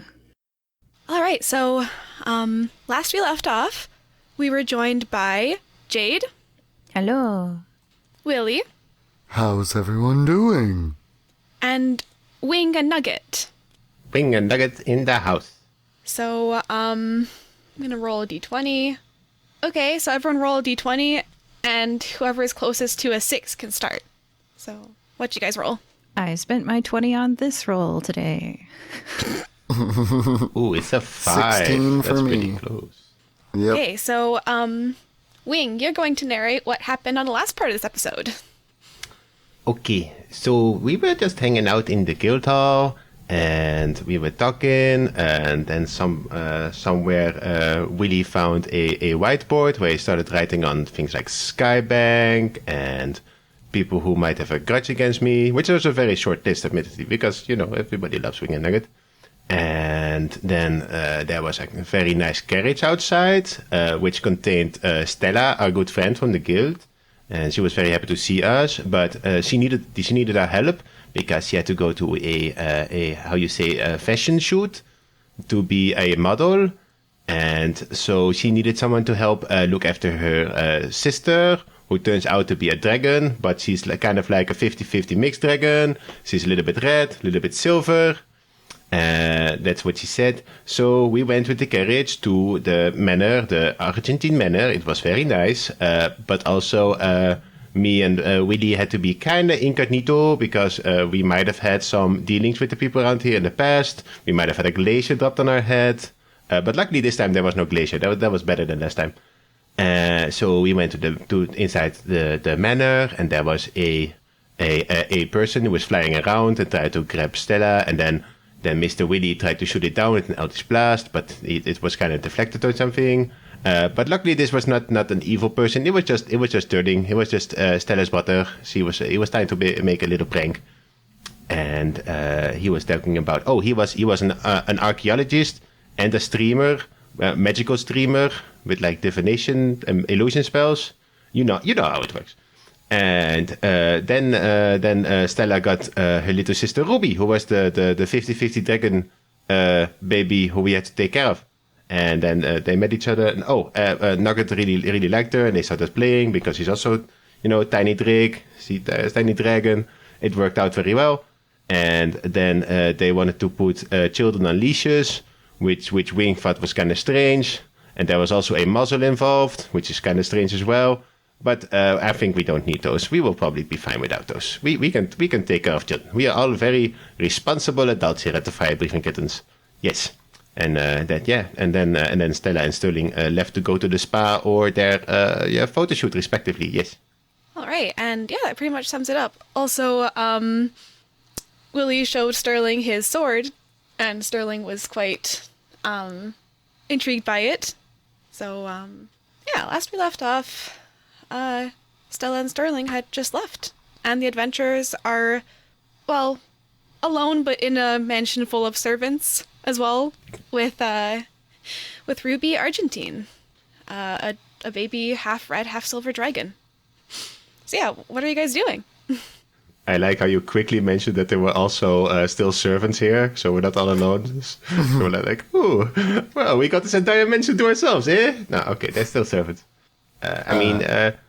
Miss Jade, Miss Willy, can we go swimming now? There was a pool. Okay. I think I still have comprehend languages up, so I'll be like, Ruby, would you like to go swimming with Wing and Nugget? And she just goes like, swimming? Yes! And then she just like bounds up and down, kind of. Like So yeah, she would here. like to go swimming. Okay, let's Yeah, go. she actually just like takes off, like and just like flies toward the door and then like hovers, trying to push the big doors open, but she's not quite strong enough for that yet. This sounds like a great idea. We'll push open the well, I guess the small doors in this case. I'm not strong enough for the big doors as well. Yes, let's go inside immediately. Forget about the leash. Yeah, she's gonna like swoop through that small door and then just fly over to where the pool is. You just see like in the distance she just dives into the pool and there's like this big splash. You got this one, Wing. We'll be nearby if you need any assistance. Oh yeah, me and Nugget have taken off after Ruby. We're in the pool. Okay. And what is Jade doing? Jade has chainmail on, just to remind everybody, and a gambeson. Is that what that's called? The underlayer. Mm-hmm. So I do not swim. I stand next to the pool and act as a pillar. I'm not going to say lifeguard. Pillar. If I jump in, you'll need to save me too. Okay, and another thing that Sterling or Stella would have told you, or one of the staff, was like, oh, if you guys need anything, like food, something like that, just let us know and we can have it prepared for you, like, immediately. So if you want to eat, if you want to drink, anything like that. Oh yeah, Stella would have mentioned that there's an open bar available to everyone except for her.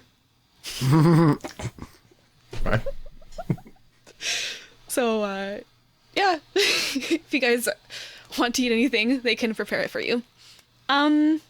So, yeah. So just Wing and Nugget go in the pool with Ruby. Does Willy go as well? Yeah, you know what? On second thought, seeing as he doesn't need to breathe, he will just sink to the bottom of the pool in his, breastplate, I believe, or it might be scale mail.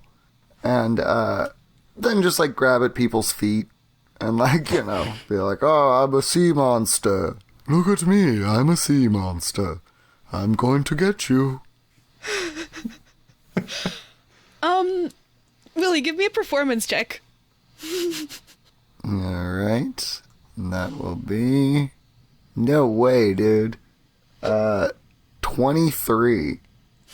Did you get a natural 20? No, I have a 17 on the dice, and my performance is +6 because I'm proficient and very charismatic. Nice. Okay, well, yeah, you are a very good imitation of a sea monster. Thankfully, you didn't roll low, so Ruby doesn't think you're actually a sea monster, so she's not going to try to, kill you, so she just kind of, like, goes along with it, and she's, like, having fun, and your friends are as well. I guess Nugget and Wing would be. Oh yes, we're having fun in the pool. Maybe every now and then, swim down, try to kill the sea monster underwater. It turns out it's Mr. Willy. We're okay. Swim back up. Yes, I have a lot of experience being a sea monster. I'll put it that way. Aww. And Jade, like someone who is like near the pool kind of like walks up to you and says, oh, hello, ma'am. Would you like anything to eat or drink? Would you like someone to help you with your armor? Anything? Oh, no, thank you. I only eat what my wife cooks me. Aww. Satisfied, the servant kind of just says, okay, well, let us know if you need anything, or any one of us. We're happy to help any friends of the Argentine family. And she kind of like bows deeply and then heads, kind of like walks off, kind of. So, is there like a pool bar situation here going on? Yeah, like there is kind of like one of those, those tropical kind of drink stands where you can get snacks and drinks, stuff like this. There is one of those next to the pool, except it's in like a permanent kind of shack with a blue roof, because everything's kind of blue and white and silver themed around here. So yeah, there is one. Well, technically speaking, Wing is an adult. He's going to get a what's a good beach drink? What's a good fantasy beach drink? McHale Island Sunrise? How's it made? One drink per Yeah. episode. Got I you see. back. It's orange juice on the bottom and maraschino cherry liquid on the top. Wait, is there That's your liquor in it? recipe for the day. With tequila, right? Well, it depends on who's drinking it. I think if Ruby gets one, that's all that's in it. And then, Yeah, No. definitely. and then if other people drink it, the maraschino cherry juice hides your choice of strong alcohol, and the orange juice is mixed with champagne. Ooh. Cherry floater. Yeah. I like. Am I doing this wrong? Is the maraschino cherry juice on the bottom in real life because syrup is heavy? Yes. Okay, so flip that. Well, but if you put it on top, you'd get like a cool little swirl in it. as it descends through the liquid. You get kind of a gradient effect. Mm-hmm. Listeners, try both and let us know what they look like. Yeah. Tweet us at we have a Twitter. So I will go to the pool bar and, he knows what he wants, but he doesn't really know what all this stuff is. So if there's like a pixel board there with different, because there's usually a pixel board with like different, cocktails, he'll just point it to my, one of those, and one of those, and maybe one of those. The bartender is this like bronze dragonborn, and he kind of like looks at you, Wing, and says, "Oh, would you like one of the Nikimoi on the beach or the Mikhail Island sunrise? Because you're pointing at both of them, kind of." Oh, I will take both then. Thank you. Okay, and And I'll let him, since it depends on who's making the drink, I'll let him decide if he thinks I'm an adult enough to put the alcohol in it or not. he is going to make an insight check. I'll just say DC 13. Let's just do. I like how we're like, are you old enough to drink and not are you literally responsible for a child's life? Like, So should you be drunk right now? Well, how old are you? Not like, will a toddler drown if you're drunk? the bartender isn't quite sure, but he's like leaning toward that you're an adult. So he like makes one drink with alcohol and indicates which one it is. It's the Nikimoi on the beach one. And the other one he makes without alcohol, and he gives them both to you. Just like, there are your drinks, sir. Okay, thank you, mister. I take the drinks and immediately forget which one has the alcohol in it, so we'll see how that goes. I mean, if they're offering all the drinks and snacks we want, I'll definitely be getting all the drinks and snacks we can get. Okay, anyone else drinking? Oh no, I don't drink at all. But he will get out of the pool, walk over to Jade, and be like, "So, when do we start teaching the young girl her curses?" 52, What? I don't think I would. I mean, at 52, I think I'm just kind of like, gosh, like the standard, I take good care of the kid. Yeah. I know Hex class was always my favorite with the mothers. All right. Gonna try and turn the dragon into a warlock. I mean, that's what parental figures do. Someone's next player character, a dragon warlock. But Wing, give me a Constitution saving throw, just one, since you are consuming a drink with alcohol in it. Okay, that's a 5. Okay, you are pretty tipsy. I am small. I don't need a lot. Willy will quickly notice and then be like, "Hey, Ruby, you still having fun? You want to go inside? Maybe have a snack or something?" Give me a persuasion check. Ugh. Figures now I roll not good. 15. 15. Oh, 15's pretty good. So, she just like, she like gets out of the pool and then she's like, "Snack?" And then like, again, she's like free to fly anywhere that she wants. Then she flies toward the mansion. Okay, I'll follow, and then if I could just find one of the people around, I'll be like, "You know the young madam much better than us. If you could prepare her favorite snack for her. I believe she's a bit peckish." Jade is in the background, like running after the baby, like, oh gosh. I mean, she's just like free flying right now, so she just goes wherever like she wants essentially. Except she doesn't really know what she wants until someone says like snack. So thankfully she wants to do what you guys want to do. Oh yeah. So then you approach a human, a man with black hair and green eyes, and he just says, "Oh, Ruby's favorite?" And then he kind of like, his eyes go wide when you say that. He's like, "Are you sure you want her favorite?" I mean, is it people? You're like, clue me in here, my friend.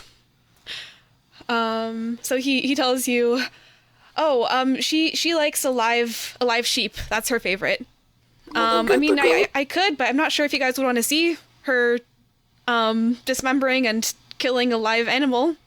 If the girl is hungry, we must feed her.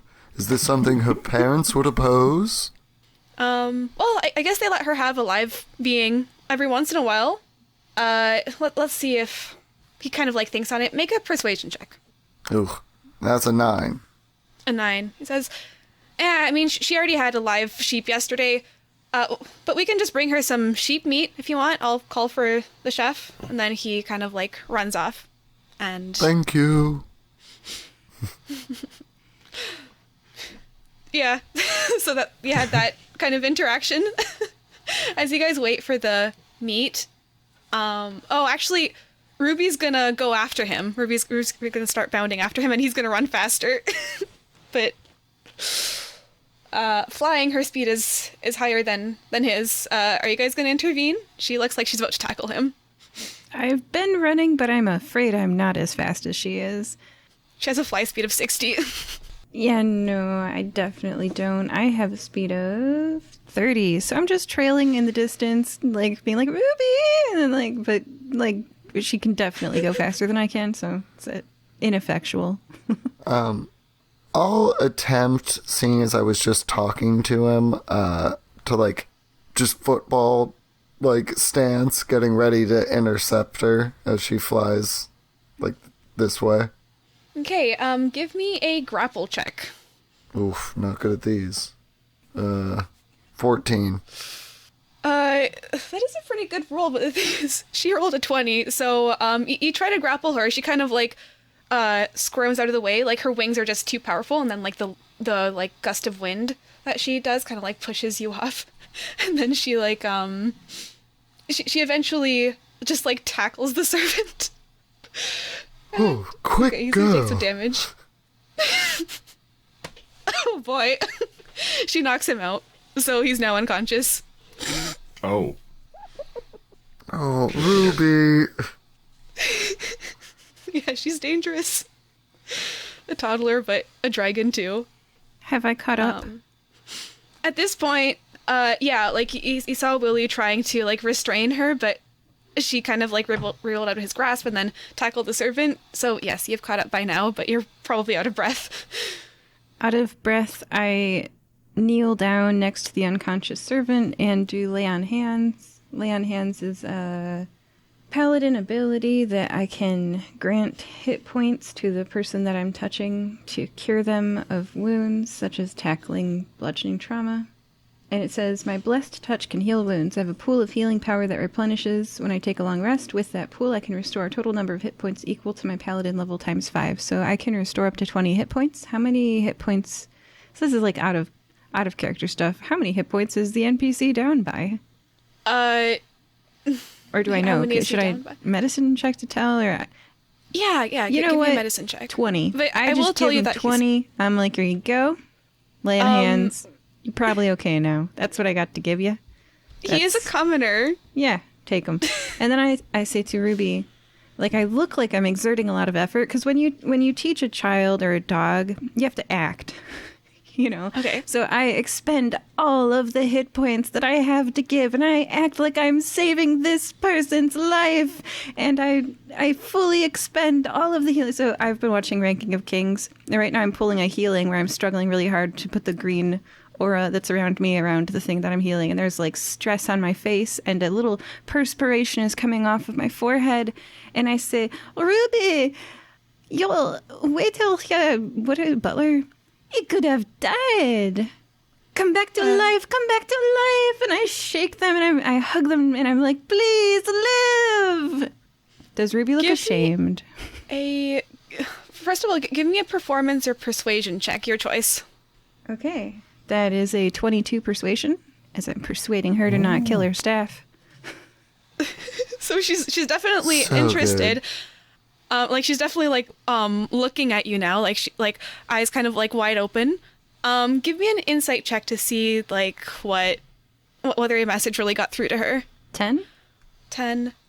Okay, I mean, she looks kind of like startled because it's just like she's like, oh, she knows that she's in trouble, kind of. Oh, you're not in trouble, darling. You are strong, and with great power comes great responsibility. Huh? She just goes like in Draconic, huh? Oh yeah, that was in power, Draconic. responsibility. What? Yeah, She just goes like, so no tackling servants. these are your people, and you must protect. This is weird because it's in Draconic, so I'm not accented. But okay, these are your people, and you've got to protect them, Ruby. Use your power as your strength. Don't make it your weakness. Be responsible and protect the people who serve you. My people, like Stella, like Aggie, Yeah. Avi as well, and you're my people. People you like are your people. Willy said I could have a snack. This guy was bringing me a snack, so but where is the snack? She just kind of let's get she you immediately that. kind of her attention span is not very big. That's fine. You got to teach these lessons like a dozen times. Yeah, let's get you that. Like, oh, by the way, if a puppy's ever biting you, act like it's killing you, and it'll stop biting you because it's not dumb. It just you got to when you play. Part of play is reacting. So, yep. In the background of this scene, there's Nugget who saw Ruby tackle Serve, and he's like, "Okay, you're bigger than me, so this is a good example." And he's like headbutting other staff in the knees, but he's small, so it doesn't really do much. So he just like headbutts the butler, who is a tabaxi lady, and she's just like watching like, hello, is there anything I can help you with? Sir? One lesson learned, one lesson, yeah, not so much learned.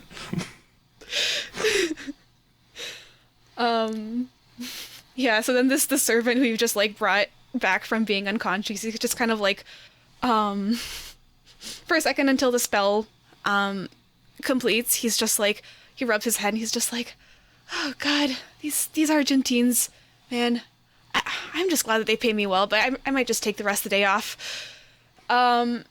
Okay, he just like shouts at Mia, could you maybe just tell the chef?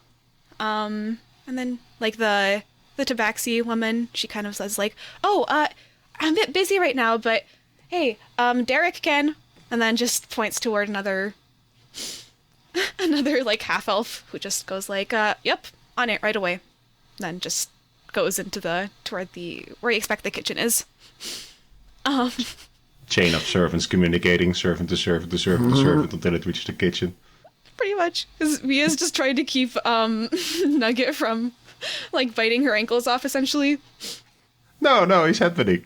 He saw that you had to headbutt.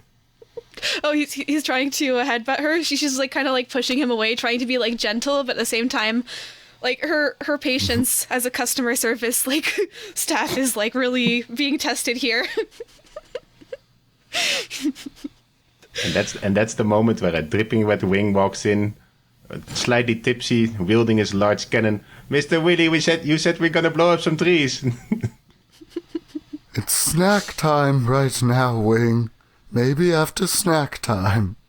Okay. Now come on, you look like you could use something to eat. Yeah, he does look like a very he's wet now, but he was still wearing his feather cloak, so it's just feathers stuck to his body, like drenched. Wet cat, wet cat. They become tiny. Cool.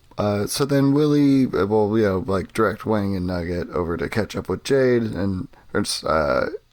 not Jade, sorry. Why am I blanking? No, it is Jade. I got it right. So many characters. And Ruby. Okay. So, okay. It'll take a few moments for the snack to arrive, but during that, and like from your previous kind of encounter with her, we're gonna do a skill challenge. So, and this is gonna be just to see like whether Ruby's gonna like keep on like opposing your actions, or if she's going to like just be neutral, like I roll for it to see whether she wants to or not, or whether she's gonna do like everything you say and be obedient. So yeah, this is gonna be a skill challenge. DC is gonna be 10. So let's roll initiative. 6. 16. 16. 7. All right, so then it's going to be Wing, then Willy, then Jade, right? Mm-hmm. Okay, and Ruby going after you guys. Okay, so, and to remind the listeners away, and the players away that the skill challenge works, is that you, you have to, like, you have to succeed in several skills 4 times in order to achieve a good outcome. If you fail 4 times, it's a bad outcome. If it's like 3 and 3, it's a middling outcome. You can't use the same skill twice within like a turn of each other, and you can't use the same skill that a previous person used. I don't know if that makes sense, but that's how I understand skill challenges. So yeah, starting from the top, Wing, what skill do you use? Oh yeah, you can also expend a spell slot to gain advantage on a check. So what skill do you use to, like, I guess, make Ruby like you guys and want to obey you guys? So, just to clarify, the end goal of this is to see which one of us is the cool parent that she'll follow, or which one of us is the responsible parent. Oh, just to see if she's gonna like help the group, like go with what they want, and just be like, essentially whether she's gonna be a bad toddler or a good toddler, whether she's gonna be like nice and quiet and obedient, or whether she's gonna be naughty. Yeah, that's the thing. I don't know if Wing would be helpful in that, since he would probably just, be a bad toddler as well, if she starts being a bad toddler. Okay, but I'll at least try to, I don't know, I'll try to, I guess, keep her calm until the food arrives. Because that's what I can help with. So, let's see. Oh, I can entertain her until the food arrives. Can I make a performance check, or can I do acrobatic tricks? Acrobatic tricks? Sure. So roll for it. All right, because I'm very good at acrobatics nowadays. That's all right. It's 15. Okay, so that's above a 10, so that is a pass. Describe what kind of acrobatics tricks Wings does to entertain Ruby. So first we do the handstand, and then I jump, push off with my hands, make a backflip, land on my feet. Then we do a cartwheel around Ruby. What kind of tricks do I know anymore? Is there something to juggle? Sure. Like you can find just some random objects around and juggle them. Okay, I start juggling random objects. You find an empty bottle, looks like a potion bottle, a spoon, a silver one, and what else? Just like, I think one of the servants' belt buckles. You don't know why it's there, but you found it. So yeah, you juggle those things, and Ruby seems quite entertained by them. Okay, next, Willy, what do you do? Willy. Oof. This is risky, but I'm pretty good at it. Is going to try to tell her a scary story. Just to, entertain her, using his intimidation. And he'll act out all the parts, playing off his sea monster bit from earlier. Okay. Hey, 21. So, like, trying to... It's 21 intimidation. Yeah, you can see, like... Okay, so describe what you do first. So like I said, I'm just telling her a scary story, so it's like, oh, I know a lot of sea monsters like that one in the pool. I used to know a sea monster that would eat whole boats. Munch, munch, munch, munch, munch. And all the people would be like, oh no, it's a sea monster. And he would take them off to a secret island, where he would make them do funny dances. Oh, ho, ho, ho, ho. And the sea monster would laugh. Ah, rah, rah, rah, rah. And just, just a vaguely scary story, but appropriate enough for a toddler. Like how the Three Bears is objectively terrifying. Or Little Red Riding Hood. It's actually so funny because some of these stories are actually like terrifying if you think about them. And yeah, I know exactly what we're talking about, like a scary nursery rhyme kind of thingy that's still like appropriate. So she's like enraptured. She has no idea what you're saying because you're saying, actually, no, she understands common, but she can't speak it. So she's just like looking at you and just like, enraptured, kind of, and then at the end of it, she says, "See, monster?" And like, yeah, she knows that you're not to be messed with. If you say something, a sea monster probably is going to attack her. So, yeah, she's intimidated. Jade, what do you do? Jade's goal is to tire out the baby.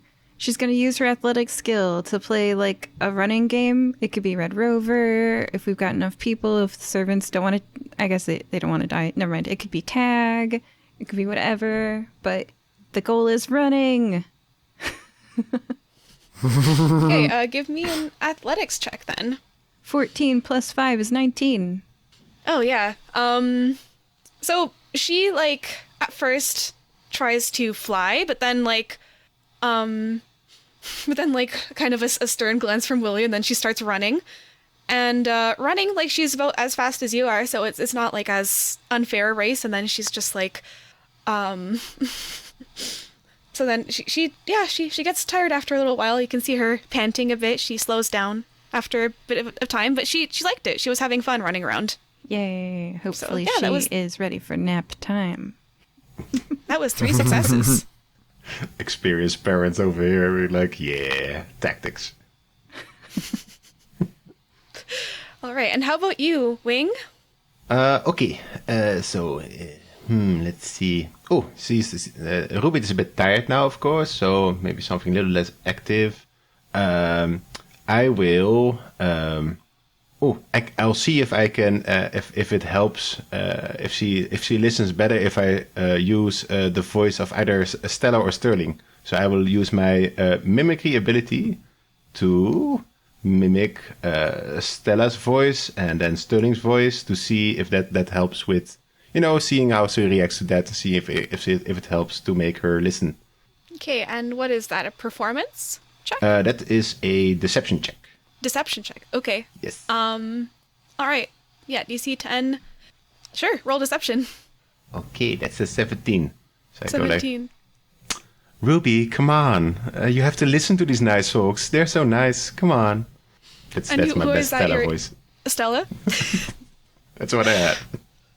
Okay, so like Ruby like looks around to see if like where Stella is, and she's just like actually, yeah, when you hear her saying like Stella, where are you? Are we playing hide and go seek? Are you back? And then she's gonna go like looking around. She's gonna look behind the couch. She's gonna look at various hiding spots.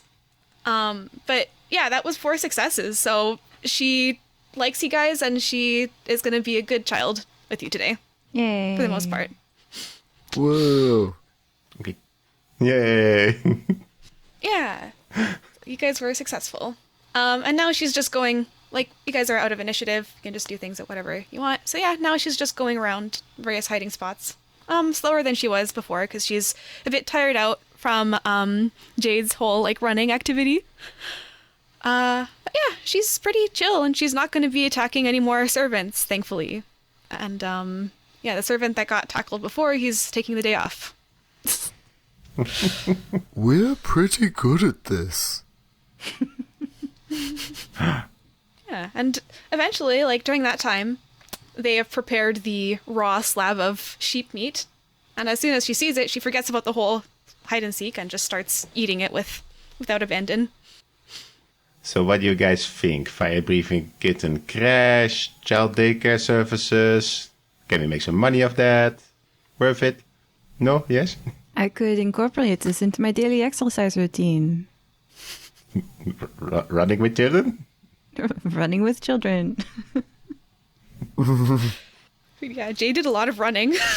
So it is a pretty good exercise. Get your cardio in there, you know? Hey man, children have a lot of energy, you know? If you want to outrun a child, it's... Damn. Okay. So, yeah, like, she eventually finishes her meal, and then a couple of servants come, and, like, they're a bit apprehensive around her, but she just turns away from them. She's not interested in tackling them. They just come and clean up. And, yeah, what are you guys doing during that time? You guys gonna just hang around in the lobby? You want to explore other parts of the house, go snooping around? We're gonna blow up trees. Gonna blow up trees? Yes, I think Ruby would enjoy that. Let's go. This is a great idea.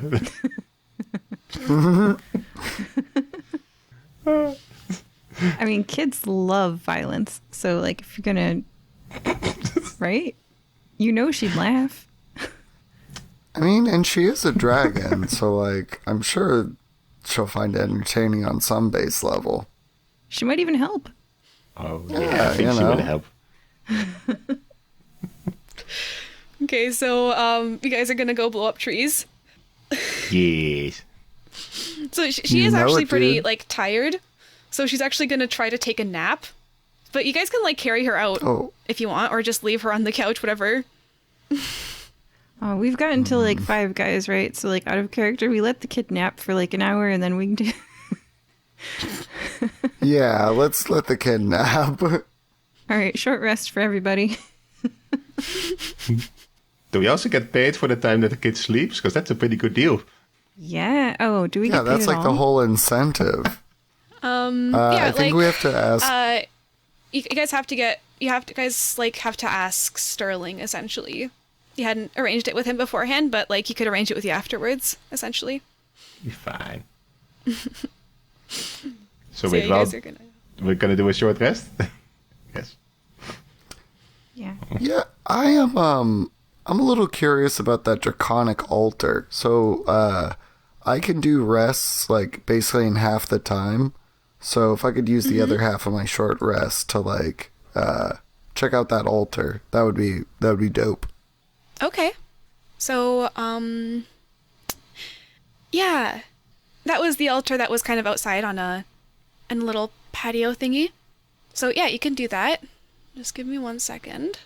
So yeah, you go out and you see this this kind of gazebo with an intricately carved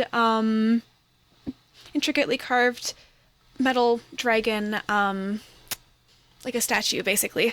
And you can tell it's a shrine versus just a statue because you see that there is like kind of a starburst of light in the center that the dragon's holding.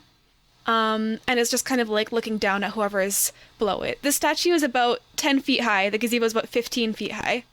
And at the very bottom of the statue is a plaque with some writing in... You're the one who doesn't know Draconic, right? Correct. Okay, so you don't... So, yeah, it's in a language that's unfamiliar to you. There's also a little, like, basin at the bottom of it, made of marble. The statue itself is made of a gray metal, like a light gray metal. Looks like silver or platinum, but a whole 10-foot dragon made of platinum seems a bit expensive. But yeah, you can make an investigation check if you wanna like see more. Investigation, Arcana, Religion, whichever kind of check. I think Arcana might be my best. Yeah, I'm gonna do investigation though. I want to see what that yields. So I'm just gonna do an investigation. Like, what is this? Because I don't really know anything about religions. So, Okay, so give me an investigation check. that'll be a 12. A 12. Well, you can tell that with a 12, you can tell that this statue is not actually very old. It was like, it doesn't show any signs of rust or even like dust or weathering that you would expect from outside, even though it's covered. Like, you still kind of expect weathering if it stayed outside. Like, the plaque is just very freshly carved, you can tell. It's very like crisp and clean.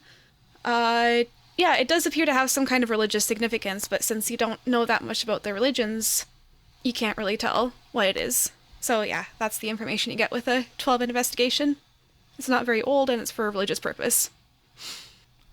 Cool. I'll just sort of like appreciate it and then head back to the rest of the group wherever they are. Oh, actually, wait, with a 12, you would notice that the area behind it, there's something more interesting about that. It's kind of like a stone slab right inside of it.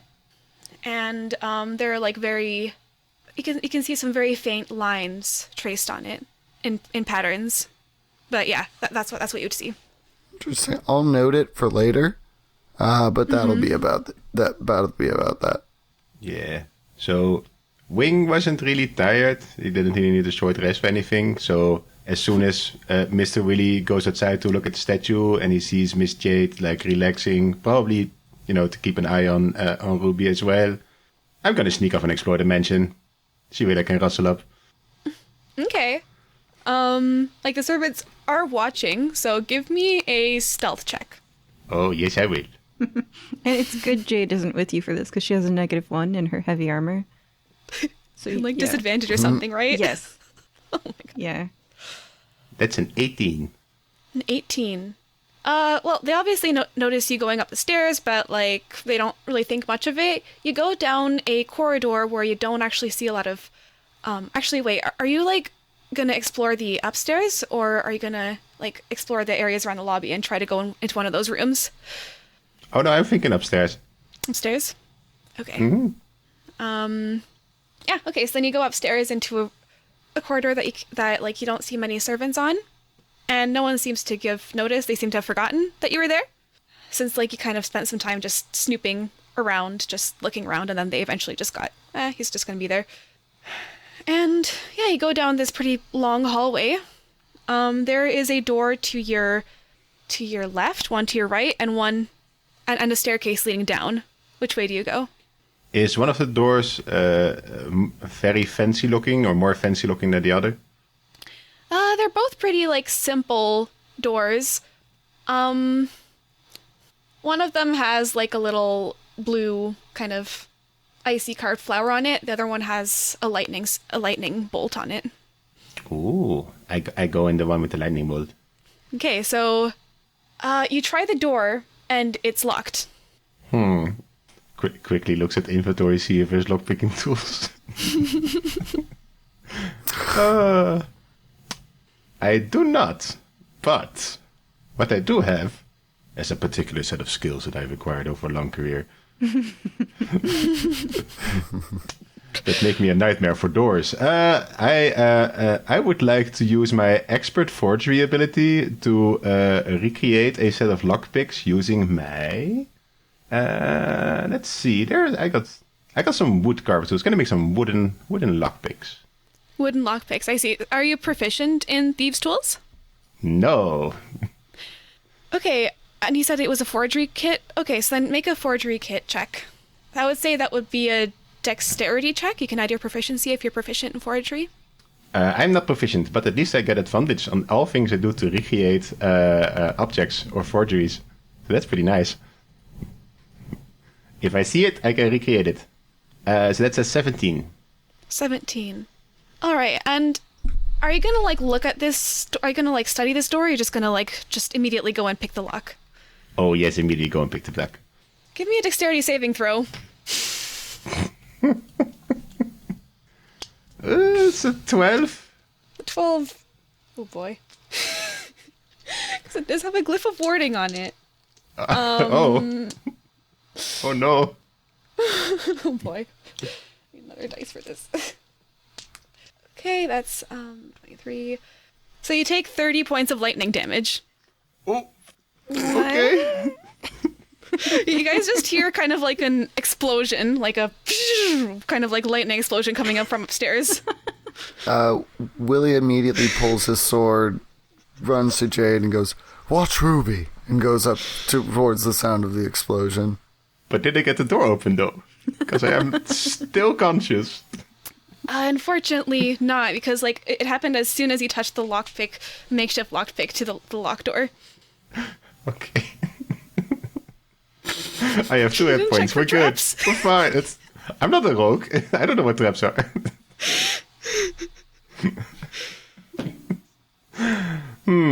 Okay, I guess not this door. I go to the other door. Oh, so you're still conscious? Oh yeah, I got 2 hit points. I'm good.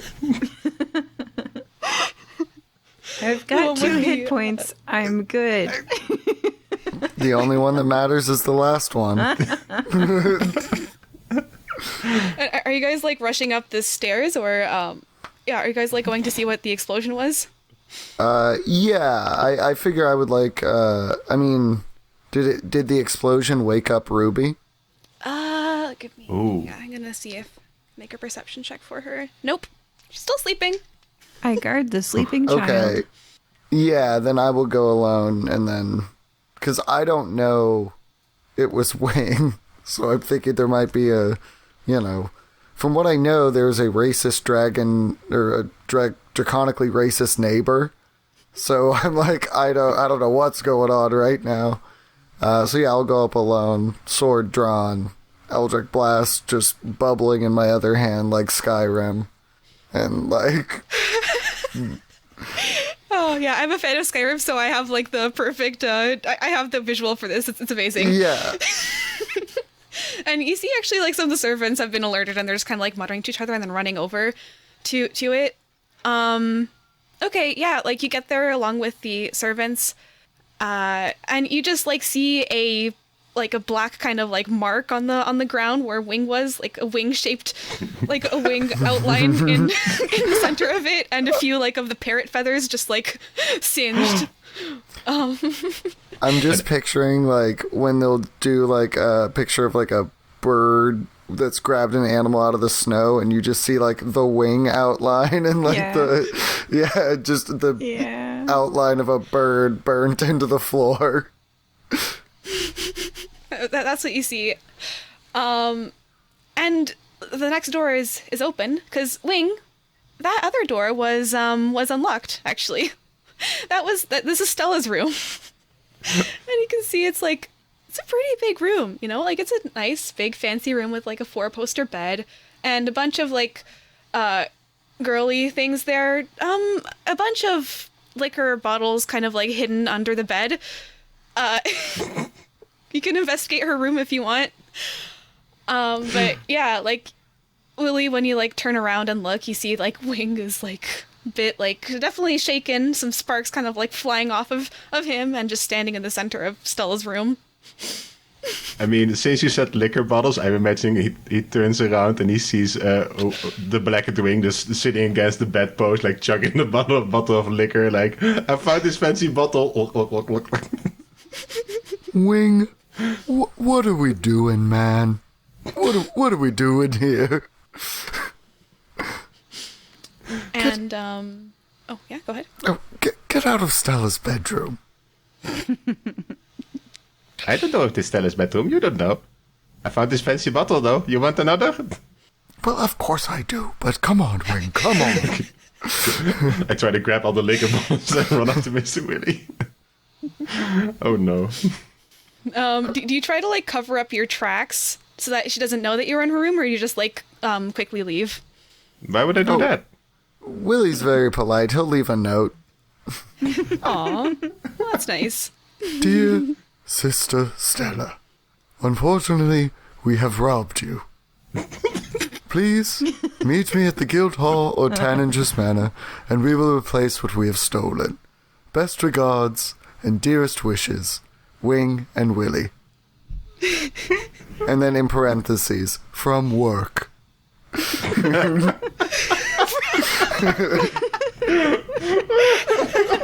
Good that you made the distinction. Who knows how many people named Wing and Willy? She's a popular young girl. You're not wrong.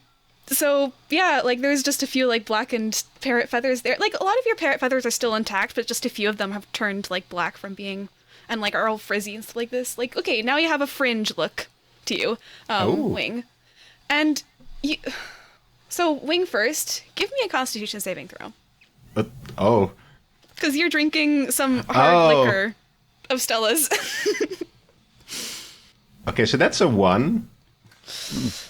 Okay, we'll get back to you. Wing, okay. Willy, does alcohol affect you? Because I know that you're... So I resist poison and advantage against poison, disease, and death saves. So I just have sort of flavored that as a general resistance to alcohol. But, Okay. like, if we count it as a poison, then, I'm good. If we don't, then I don't. Alcohol is a mild poison, and, like, it technically gives the poisoned condition. So, yeah, I would say give me a Constitution saving throw with advantage. Haha, I definitely needed that because the first one was a 2. And, yeah, that'll be, I think, an 18. Ooh, 18. Yeah. Oh yeah, you're good. Even though like you can drink pretty much a bunch of this stuff, and you won't get drunk very easily off of it. Like it'll take you more than a bottle. That's Which is unfortunate. surprising because it's pretty strong. Yeah. But a very handy skill when you're roommates with Tanager Goodfellow. Yeah, like Willy has lots of practice. Yeah. So he'll do the thing that the player has definitely never done in real life, where you aggressively finish someone else's bottle because they're too drunk, and you're like, I can handle this. You need to stop drinking. And I'll be like, oh, Wing, give me another slug. Glug, glug, glug. Yeah. So, Wing, once again, we'll get back to you. But during that time, like, some servants have come in and they're just like, okay, don't try to go into Master Sterling's room. He puts magical traps on his doors. Like, there are more than one. Are you guys all right? And Wing, you're actually unconscious. Unk. So, like, he just sees this blackened, like, bird kind of thing is just like, oh, that's what it was, kind of. But, like, he's just like, is he all right? To Willy? Truly, I'm not sure. But I do believe he'll survive the night yet. And I'll pick him up, carry him over to Ruby, and just nestle like Russian nesting dolls. Like Ruby on the outside, Wing on the interior, and then Nugget at the very center. Yeah. Jade, you see this scene. You see the unconscious Wing being carried back to back to where you are, and then you heard the explosion. Like you see Willy coming, and some servants kind of after them, and then they're kind of like more of them. Make sure that no one goes that direction. Yeah, what are you doing, Jade? Can I do an insight check to see how much Jade understands? Sure. Yes. That is a natural 1, so I think I don't understand anything. I think I don't. Oh. DM, how do I interpret the situation? So, here, to recap, basically, you saw, like, Wing kind of just, like, going off and doing his own thing. Eventually lost sight of him. You heard a explosion. You saw Willy get up and, like, go after him. You heard some of the servants, like, clamoring toward the sound of it. And then, like, a few minutes later, they come back down the stairs and Willy is carrying Wing. So, yeah, like, that's what you see. How do you don't quite know what's going on, but how do you react to it? Well, with an insight of 1, and with that information, I think I incorrectly assume that we are being attacked. And that means that I run to Wing and assuming that he's just completely dead now, keep running past you. If only you had some lay of hands left. I have cure wounds, but I'm not going to use them because I'm incorrectly interpreting the situation. And I run past you up into the mansion to the blackened thing and perception. So I spend a few turns just like being like, where's the enemy? Willy would have whisper yelled at you, like still carrying Wing as you run past, like, Jade, no, no. Okay, so then I stop and I'm like, no, it's over here. Oh, gosh. No, it was just Wing being a bad little bird. Oh, does that make sense? I switch to common because I'm talking to you. And like, so there is no enemy? No. Oh, Wing just appeared to get himself exploded and then hammered in quick succession. It'll be fine. Oh, then I cure wounds on Wing. I have never used before, so I'm gonna have to read. Okay, so while you're rolling that, it turns out that like through this commotion, Ruby slept through the explosion, but then having having Wing placed kind of next to her, she wakes up and like hearing people like running around, she's just like, huh, what's happening? And then she's gonna try to bite Wing because she doesn't know what's going on. Oh, I would definitely stop her because I'm cure woundsing on Wing, so I'm like, Ruby? And so it says a creature I touch regains a number of hit points equal to 1d8 plus my spellcasting ability modifier, which is 2 plus 3 is 5. So you get 5 hit points, and I bat away the dragon trying to bite you. Yeah. If you're undead or a construct, this would have no effect on you. And then I would like to, as the DM of the episode that gave you this, remind you what happens when healing magic gets used on you, Wing. Oh, yeah, it's only a half. Yeah, so DM, can you roll a d20? D20? Okay. We'll roll a D20. 13 is my roll. It works. So is it high or low? Yeah, it worked. Oh. Yeah. That's good. Sweet. So is it still halved or doesn't it work at all? Or If it had been a 1 through 10, it would have failed. Ah. Yeah. And Revivify just flat doesn't work on you. Heads up. For 2 reasons even. Because I also snorted something. Oh my gosh, your body would become an undead and your soul would you'd wake up serving Bonaventura. All right, so the healing works and none of us are aware of this. Yay. So yeah, like, Jade, you can tell the healing's worked. Wing, you're not awake yet. You're still unconscious because something's happening while you're unconscious. So We're good. It's probably fine. so Everything's fine. Hold on. so Jade, give me an athletics check just to see if like you're gonna prevent Ruby from biting him or not. Yeah, I start wrestling with Ruby, so that is 8 plus 6 is 14. 14. I'd like Yeah. to grapple check Ruby, and we're just going to do like a little mini backyard WWE match with this toddler. So like yeah, you do overpower her for a second, and like she is pretty strong. You feel like she's definitely resisting, but then immediately she finds this more fun than biting a partially blackened bird thingy. Then you guys wrestle for a bit, and Wing. So as soon as you had drank that alcohol and fallen into that unconsciousness and slumber, you hear a familiar voice in your head. You hear the voice of Bonaventura Halavy. Should we And take our says- headphones off? It's up to you. You can listen if you want. You can take your headphones off if you want. But just so you know, like, only Wing hears this. Willy, join me. They'll wave us back in. Yeah. Okay. I was just gonna say So, I'm gonna yeah, take take your mine headphones off. off, we'll wave you Otherwise, I'm back gonna in. get too opinionated. So, yeah. Wing, you hear in your head the voice of Bonaventura Halavy saying, "Ah, back to some old vices, I see." And you kind of like, you're looking down, you have your feathers back, you're kind of in an office with him, sitting down on a chair, and he's just in front of you, just working on some paperwork. What do you say? Oh, Mr. Bonaventura, you're that guy I did deal with.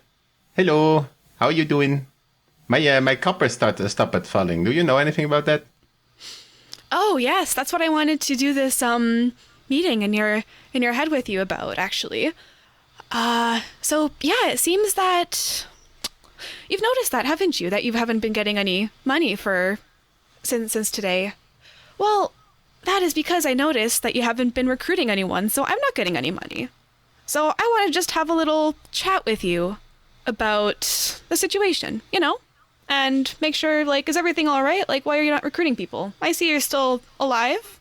Oh yes, I am very alive.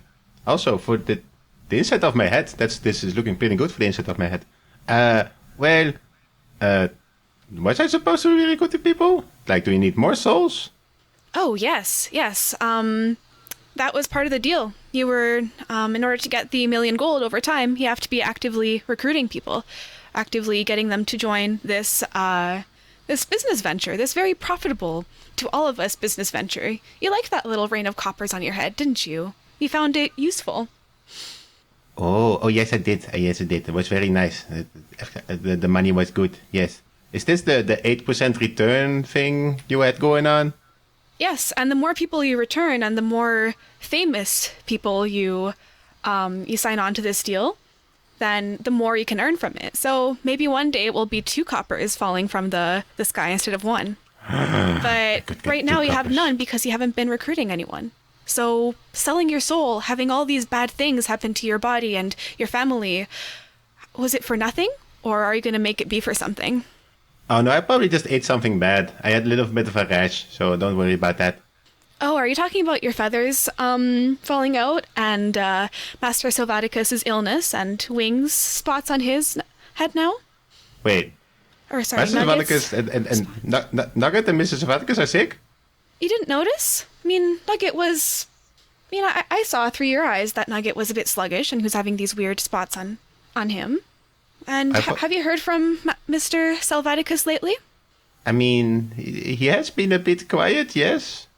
Well, I would go check on him if I were you. But yeah, your feathers falling off, those patterns appearing on your skin and everything. Yeah, that's what comes with selling your soul. You didn't know that beforehand? Before you made the deal? You said it was something I didn't need. The soul was not worth anything. It was a good deal, you said. Oh, yes, it is a good deal because you're going to get 1 million gold as long as you keep on recruiting people. 1 million gold over several years. I mean, what's the price of a soul and just a few cosmetic impairments and, a few family members not feeling well? Like, what's that to 1 million gold? Wing starts actively counting in his head, like, family members, diseases. No, I think that's more than a million gold, actually. Yeah, I'm pretty sure that's more than 1 million gold, yeah. Well, I wouldn't advise trying to take legal action against me because I have some of the best lawyers. But if you do want your soul back, I mean, you can just pay me back what you owe, the 1 million gold, or something equally valuable if you can't come up with 1 million. Because it's just a business transaction. I'm holding your soul as collateral.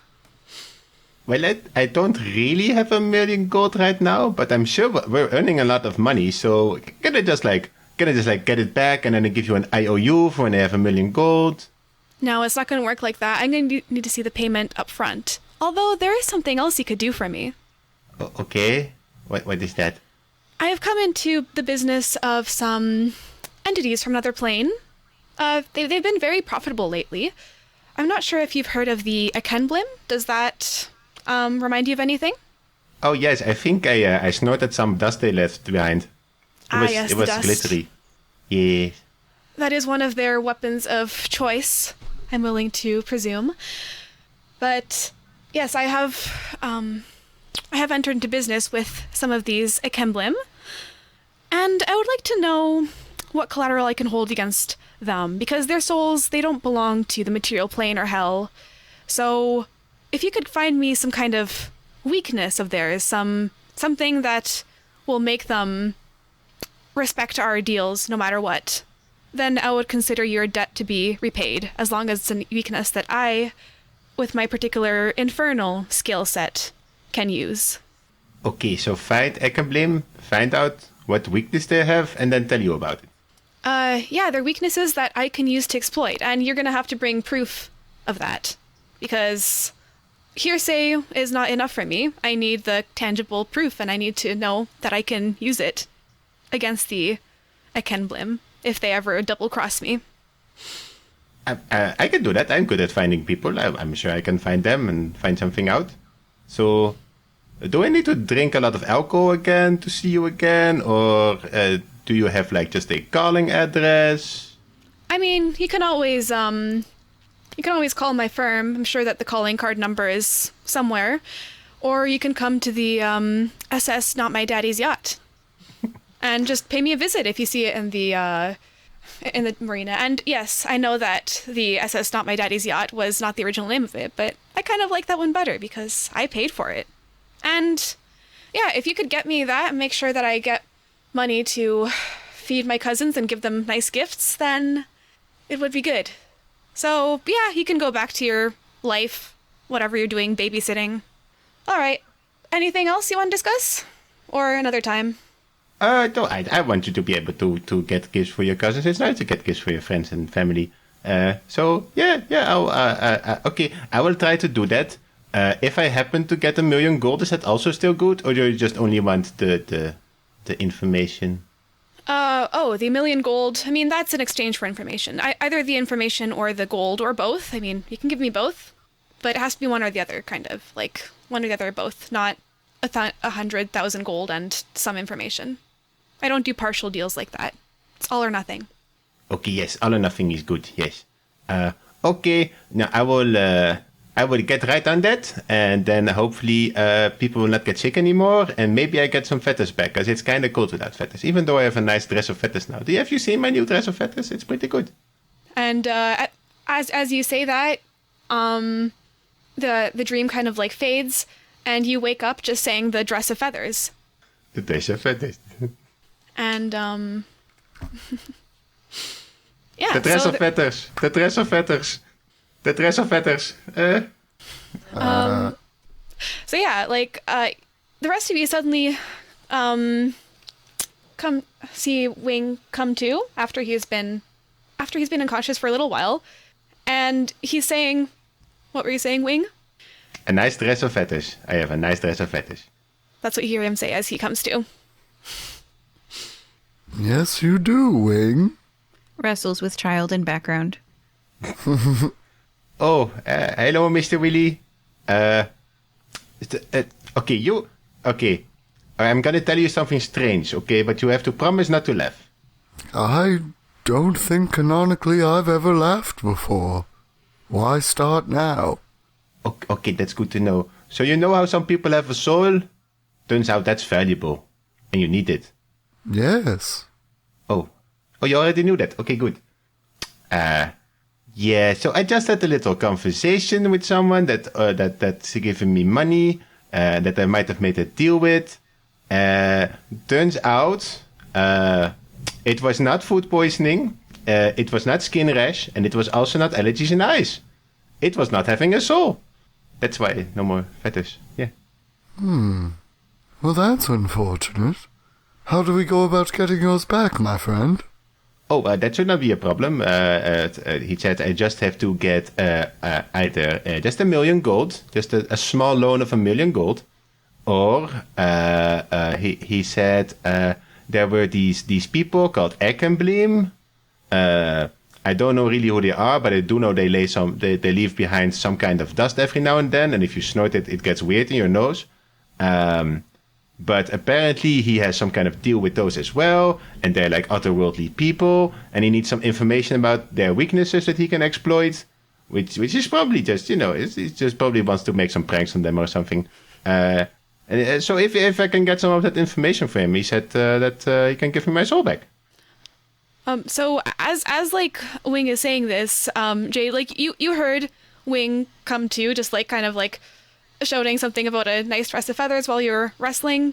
Did you just continue wrestling, or did you like manage to hear that or like come to Wing's aid or something?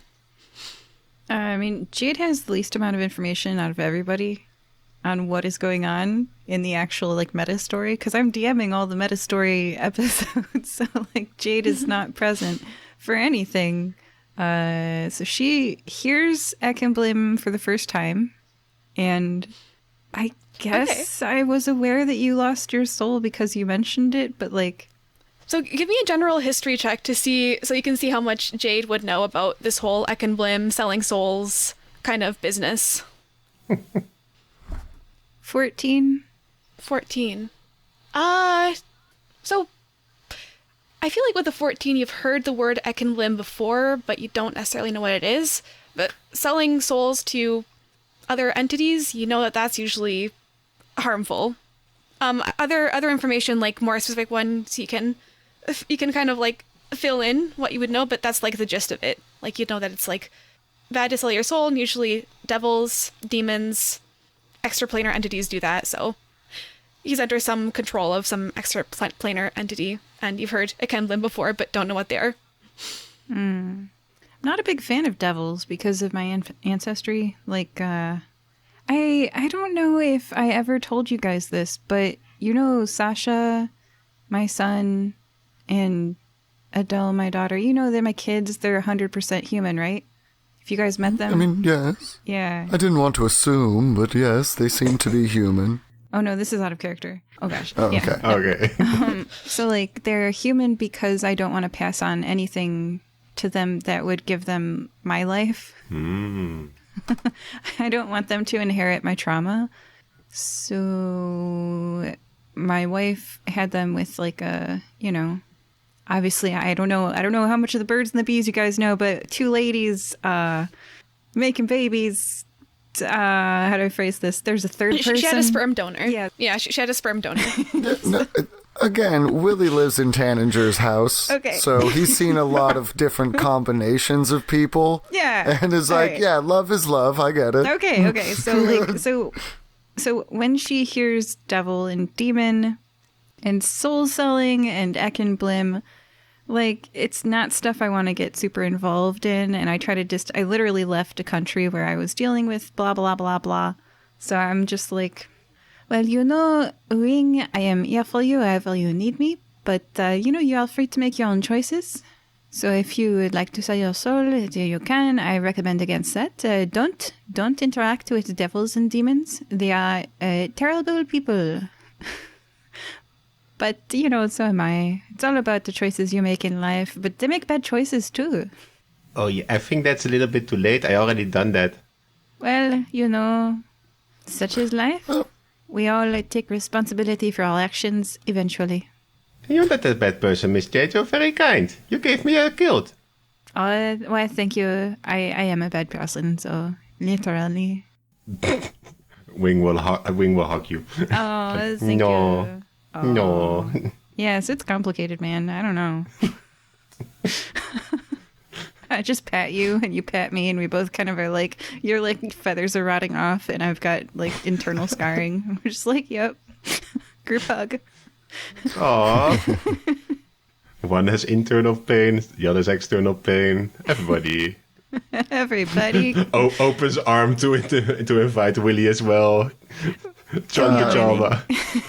Willy comes in and hugs, but he is in his internal palace talking with any of the entities that he has made contact with inside of his own head, and is like, how do we fix this?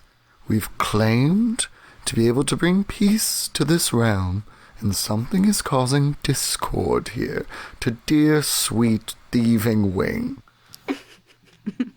How do we help our friends? And then so he's just smiling and hugging, but he's talking to the king of all creation, Wilhelm the Wizard, Wild Willy, even Whirlpool William. And any other fun ideas I think of in the future. But I guess I would like to manifest this in an Arcana check, which I'm not good at.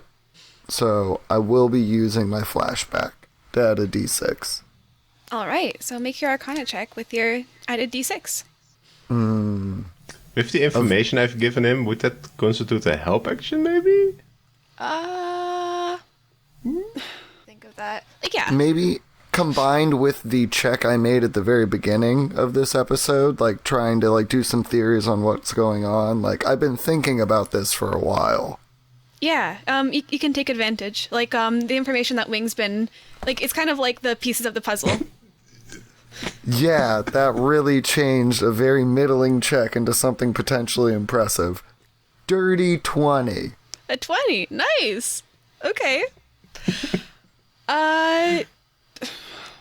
Well... I mean, not nat, just dirty, but a 20 nonetheless. So with your Arcana check, what were you trying to kind of piece together or find? What was that Arcana check kind of for? Ways to help him? So, yeah, I guess ways to help him outside of continuing to do what this devil or demon has asked. Because clearly, this entity is taking advantage of poor Wang. So, honestly, one of an idea that Willy would have is just ask Tanager for 1,000,000 gold. But, that's a little bit of a pitch. But his first thought was I don't want to help Wing spy on these Echo Blim if it's only going to make the guy who already has him under his thumb more powerful. So what sort of outsider weird magic could we do? What's one sort fringe curse breaking, essentially? Well, the deal that, with that Arcana check, that the deal that Wing made was something he made, just in between him and Bonaventura. Bonaventura has full, ownership and control of his soul, and there's no deity that can kind of fix that, no deity can kind of intervene. It's just between him and Bonaventura. Killing Bonaventura will just destroy Wing's soul. So that's, that's not an option, kind of not a solution to this problem. It's an option, but not a solution, per se. Don't do that one. Like, you could, but you'd destroy Wing's soul in the process. You know that, like, maybe there's a way to make Bonaventura change his mind. Like, yeah, like, the devil, like, yeah, it was a deal that, Wing made with the devil. And just give him something profitable, more profitable than Wing's soul, and maybe he'll give Wing's soul back. And yeah, there are some things that the devil wants, like Bonaventura wants from Wing. Maybe giving those would satisfy the conditions. You know that devils are lawful entities, so they will uphold their end of the bargain. And Wing hasn't been upholding his end of the bargain, that's why he's not getting any coins. But essentially, yeah, if Wing makes a bargain with Bonaventura that Bonaventura likes, he can get his soul back. So you know that's the kind of stuff that you know with that check. Okay. So Willy will just internalize this. He doesn't have anything much to contribute, so he'll just continue in the hug. And, you know, like, put this on his secret chalkboard for later.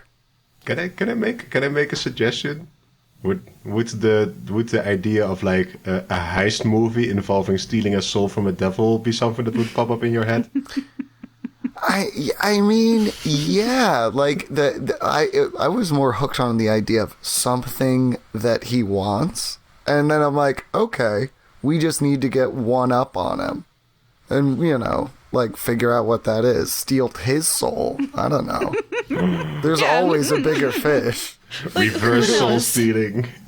Like, a 20 can get you a lot of information, but only so much. Like, maybe a devil has, like, just a jar of souls, like in Disenchantment, like Lucifer in a, like Lucy in a jar. Like, maybe he just has a jar of souls, then you just take Wings back and give it back to him. You just have to go to hell. Who knows? Maybe that's a thing, but that's nothing you've heard of.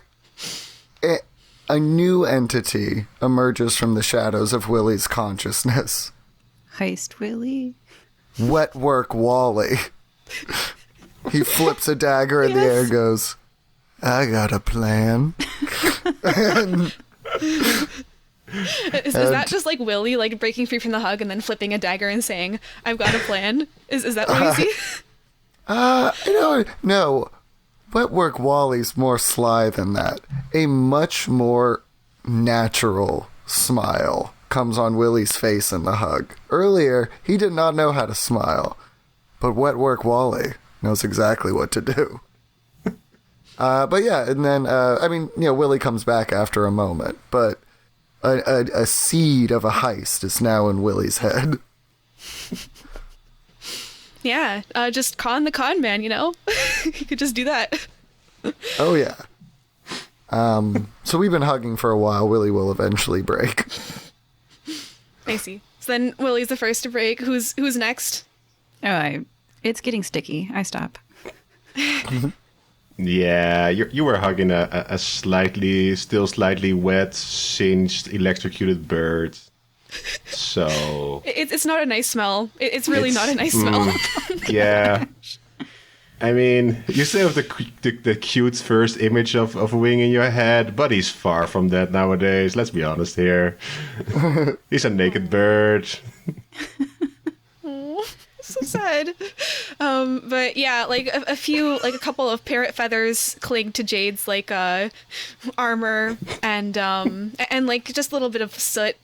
Yeah, like some soot, bird sweat, water. Yeah, it is sticky.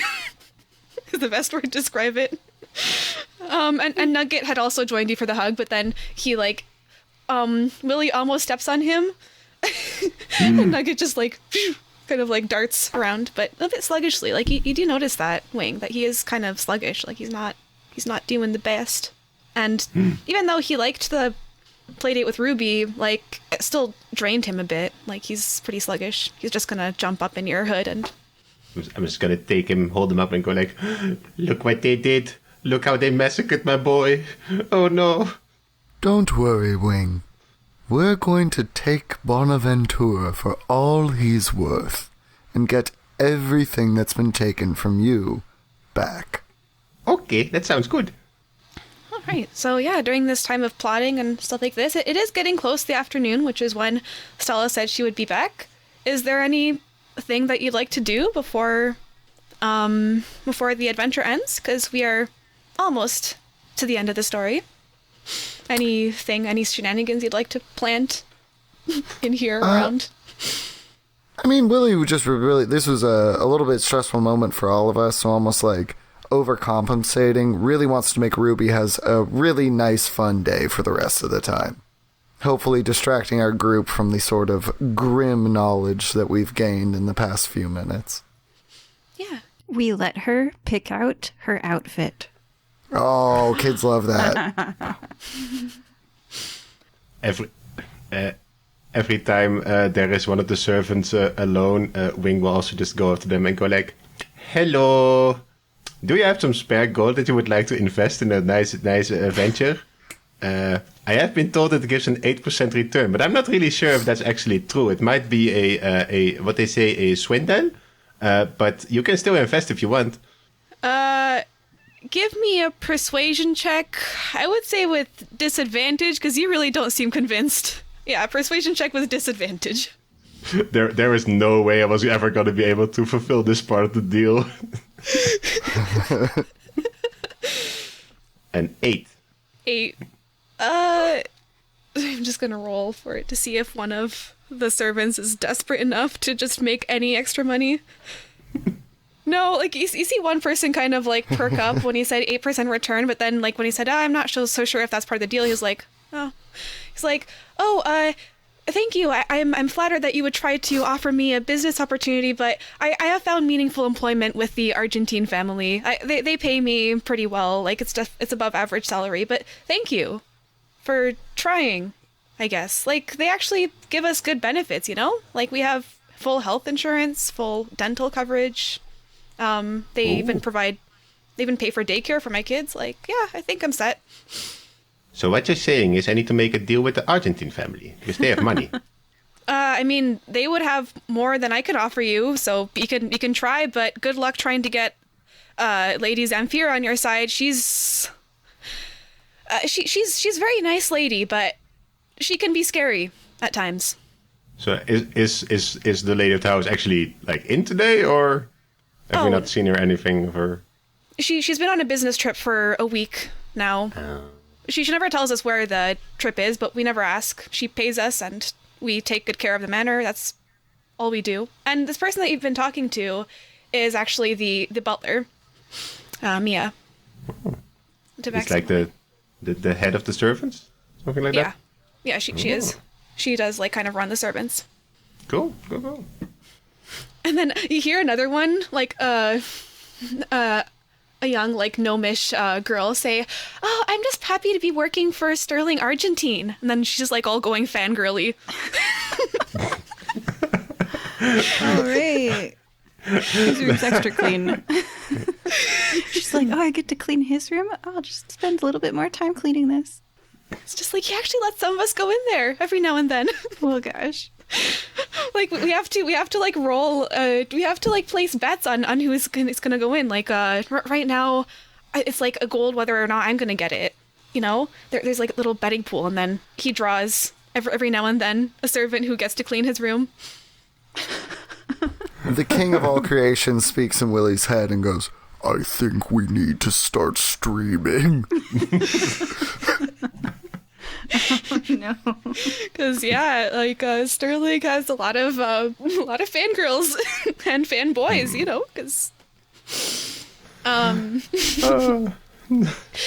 but so you guys just have a bunch of like fun with Ruby. You let her pick out a new dress. She really likes the blue one.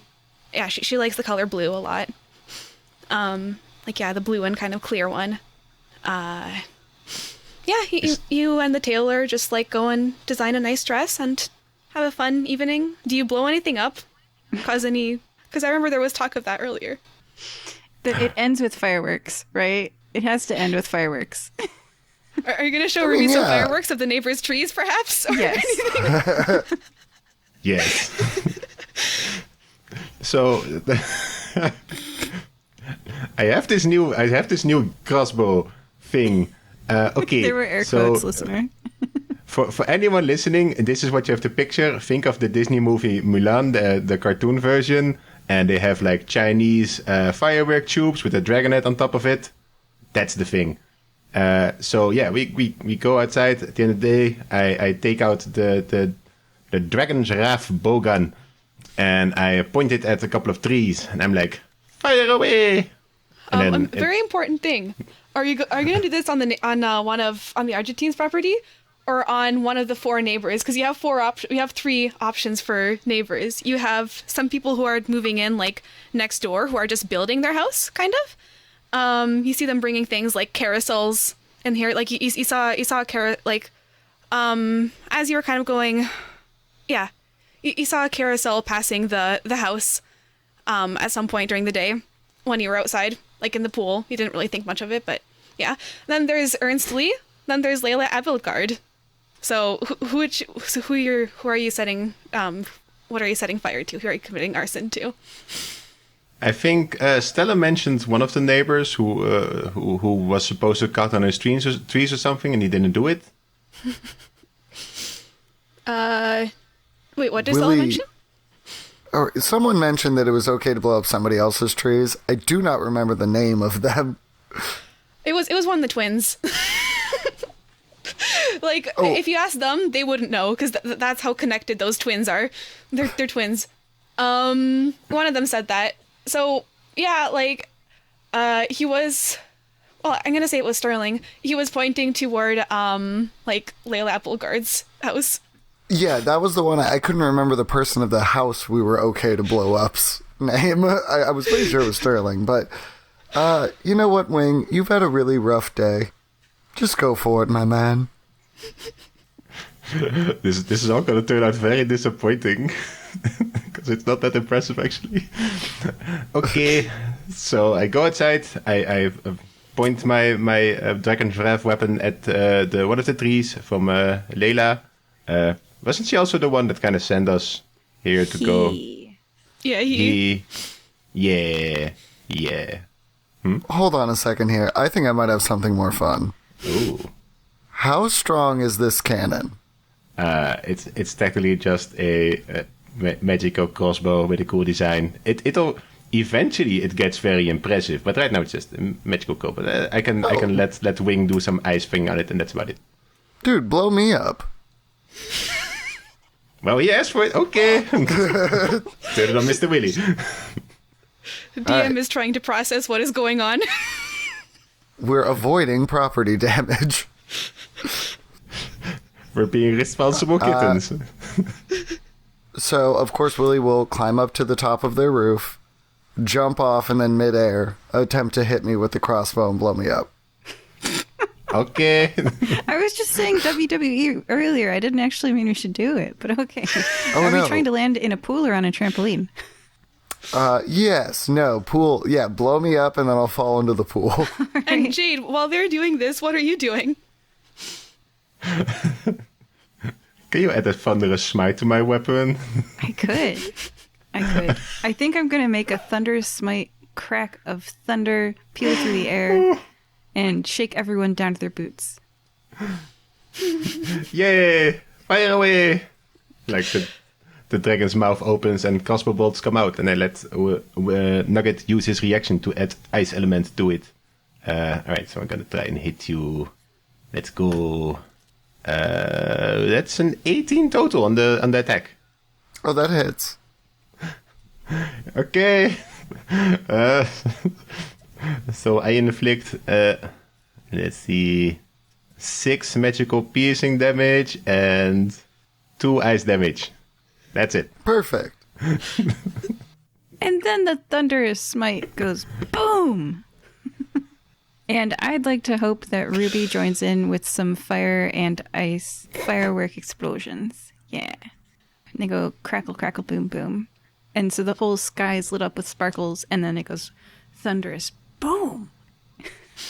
Yeah, and then you have Willy midair, center of the explosions above a pool. It freeze Not frames. even bloodied, by the way. Nice. Yeah, just freeze frame. Yeah. It freeze frames and underneath, like, scroll epilogue text. Yeah, Willy went and then on to go to college. Under Willy, you see you see a small red and silver dragon shooting up two pillars of one fire, one ice shards, like up at Willy. Like it looks like a scene from, it looks like a Renaissance painting from like an ancient heroes thing. This is an absolutely glorious cutscene. As oh yes, and Jade, you had some epilogue text. It scrolls really fast. You can't read it. Okay. Willy later went on to rule the realm as king of all creation and rules upon a throne of skulls. And then there's also just the disclaimer, like, kids, do not attempt this at home. Do not involve children in explosions or use people as fireworks. Like, you just see the whole disclaimer. Don't use anyone who's not undead as a firework. Yeah, unless you're already a zombie, do not let someone shoot fireworks at you. Don't break into people's rooms and steal their drinks. Yeah, don't do anything that you saw in this episode today. Yeah, so this was the, so the adventurers have come to the end of this adventure. And joining us today were Jade. Goodbye. Willy. Woo! And Wing and Nugget. It actually did a boom. All right, so thank you for joining us on Fire Breathing Kittens, and stay tuned for what happens next. Bye. Bye. Bye.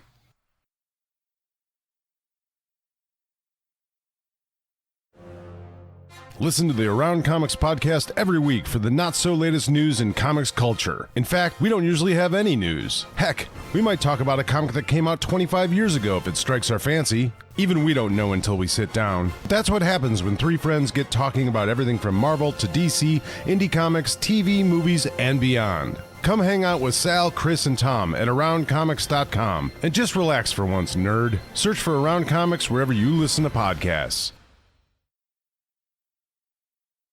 Do you love God?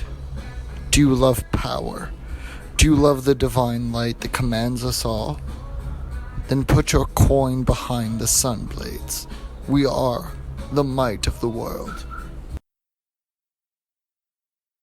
Hello, ladies and gentlemen. This is your girl Mitzi, and I am from Mitzi Let's Think About It. I'm here just to promote my show, just to let you know that if you are an individual that is interested in knowing your emotions better, then tune on in. And if you're an individual that likes to break the barriers and understand taboos and why they are taboos, well, then this is the show for you. I love to break down emotions and taboos so that we can fully understand them in a way that makes sense to ourselves. Hope to have you guys stop by so that we can think about these things together.